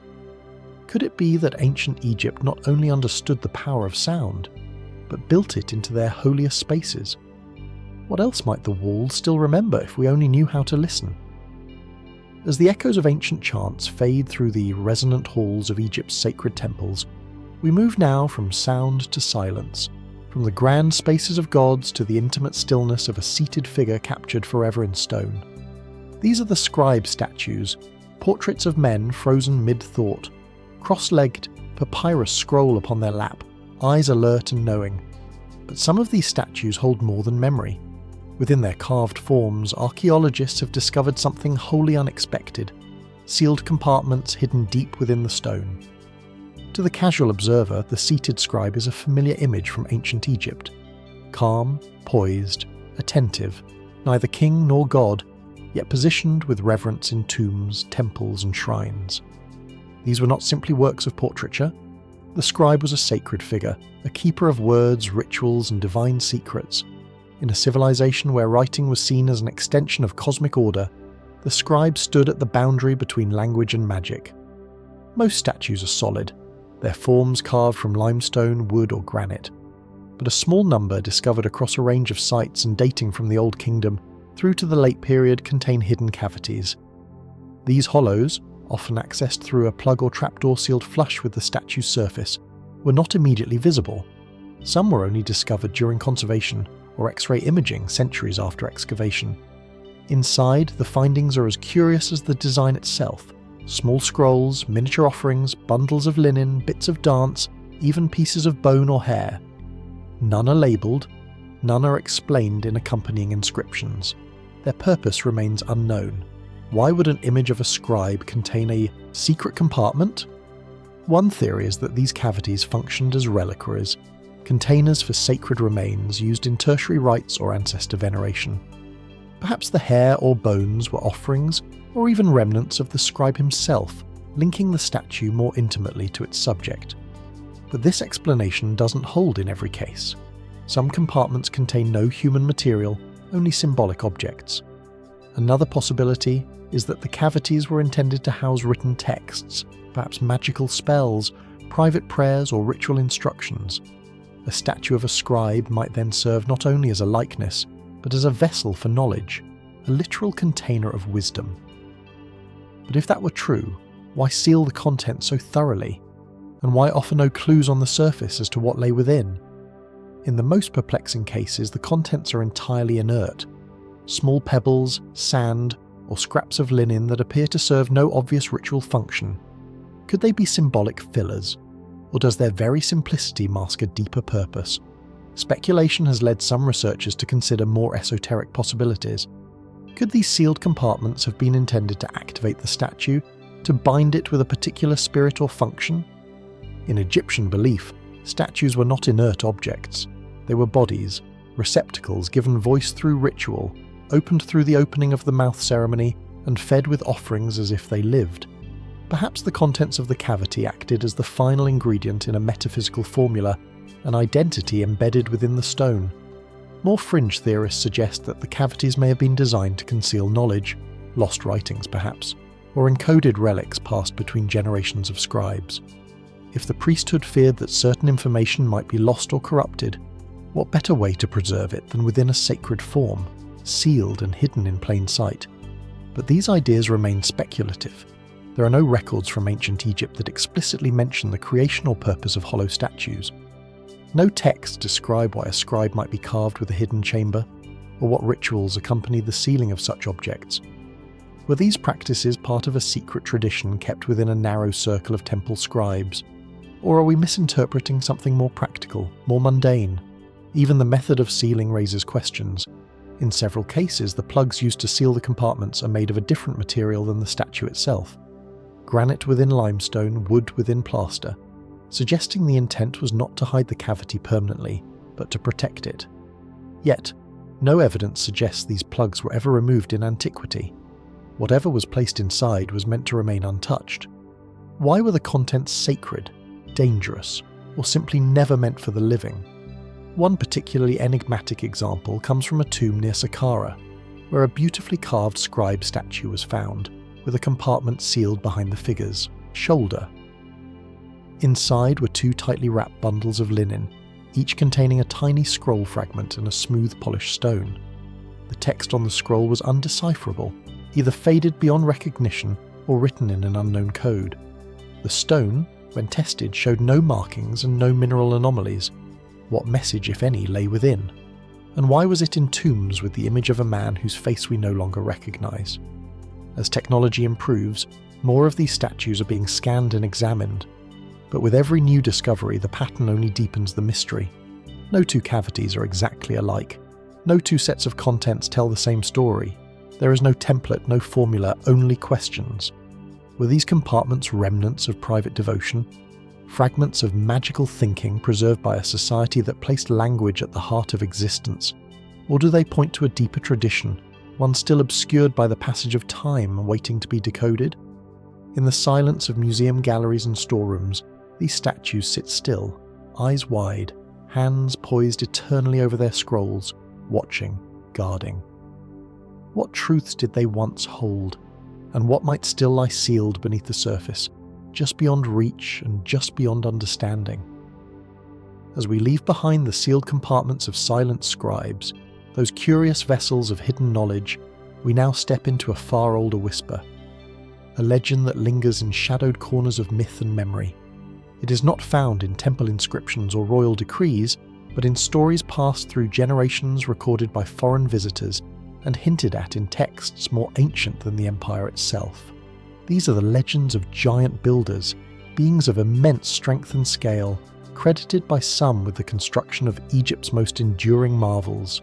Stand before the Great Pyramid of Giza or the immense pillars of Karnak, and one can understand why such tales endure. Blocks of limestone weighing 80 tons, obelisks cut from solid granite transported hundreds of miles, colossal statues of pharaohs that tower more than 60 feet in height. The question arises as naturally as the desert wind. How? The ancient Egyptians left some clues, carvings of workers hauling statues, rolling stones, coordinating under the eye of overseers. Yet, these depictions rarely match the scale of the projects themselves. The Great Pyramid alone contains over 2.3 million blocks, each weighing between 2 and 15 tons. No pulleys, cranes, or wheels were used, at least none that have survived, and no definitive written record exists explaining how these feats were achieved with the tools of the 3rd millennium BC. Enter the legend.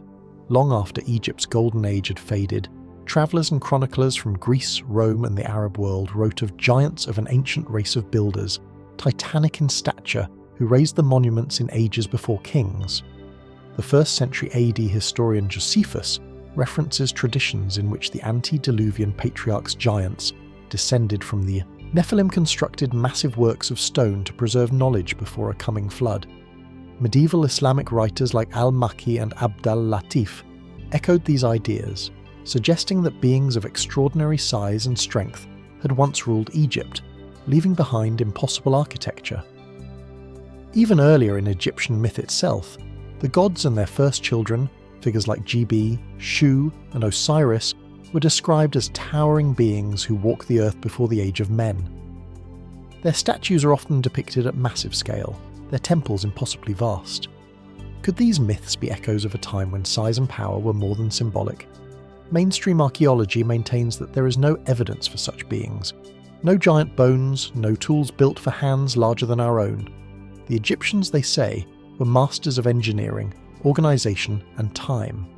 Thousands of labourers working in coordination under skilled planners could indeed move mountains. The legends of giants in this view are metaphor, myths born from awe and distance, the result of later cultures trying to comprehend the achievements of a lost civilization. But some anomalies continue to raise eyebrows. In the quarry at Aswan, an unfinished obelisk lies abandoned in place, cracked during the cutting process. It weighs an estimated 1,200 tons. Had it been completed and erected, it would have stood as the largest single piece of stone ever raised by human hands. Yet how such a stone could be transported, let alone lifted, remains unclear. No inscriptions accompany the site to explain the intended method. Other megalithic blocks, like those found at the Valley Temple of Khafra or beneath the Osiron at Abydos, are so precisely cut and so perfectly placed that even with modern technology, replicating them would be a challenge. Some show no chisel marks, some are fitted with such accuracy that a knife blade cannot slip between them. Were these achievements merely the product of forgotten engineering techniques, or do they point to something more mysterious? Some fringe theorists propose that the ancient builders, giant or not, possessed knowledge now lost to us, a different understanding of physics, sound, or material manipulation. Others suggest the legends may preserve a cultural memory of an earlier race, perhaps not giants in the literal sense, but a now vanished people of great ability, whose tools and techniques have disappeared under the sands of time. There are even accounts, though unverified, of massive skeletal remains unearthed and swiftly removed, never to be displayed in museums or scientific journals. Such stories often appear in early travel logs or apocryphal letters, but lack the documentation needed to move beyond folklore. Still, the idea persists, and perhaps it's not about bones or relics at all. Perhaps the enduring power of the giant builder myth lies in its ability to express a truth we still feel but cannot name, that the monuments of Egypt do not just defy time, they defy scale, that their creation required not just labour, but a vision so vast, so beyond ordinary human limits, that we instinctively reach for something larger to explain them. What if the idea of the giant is not about size, but consciousness? A symbol of a people who could think on a monumental scale, who carved the earth with a patience measured in centuries, who lifted not just stone but story. Today the giants are gone if they ever lived. Their names are not carved on steel nor buried in golden coffins, but the structures remain. The temples still rise, the pyramids still cast their shadows on the sand, and the question still lingers in the silence between their stones. Who truly built these wonders? What hands raised the first blocks?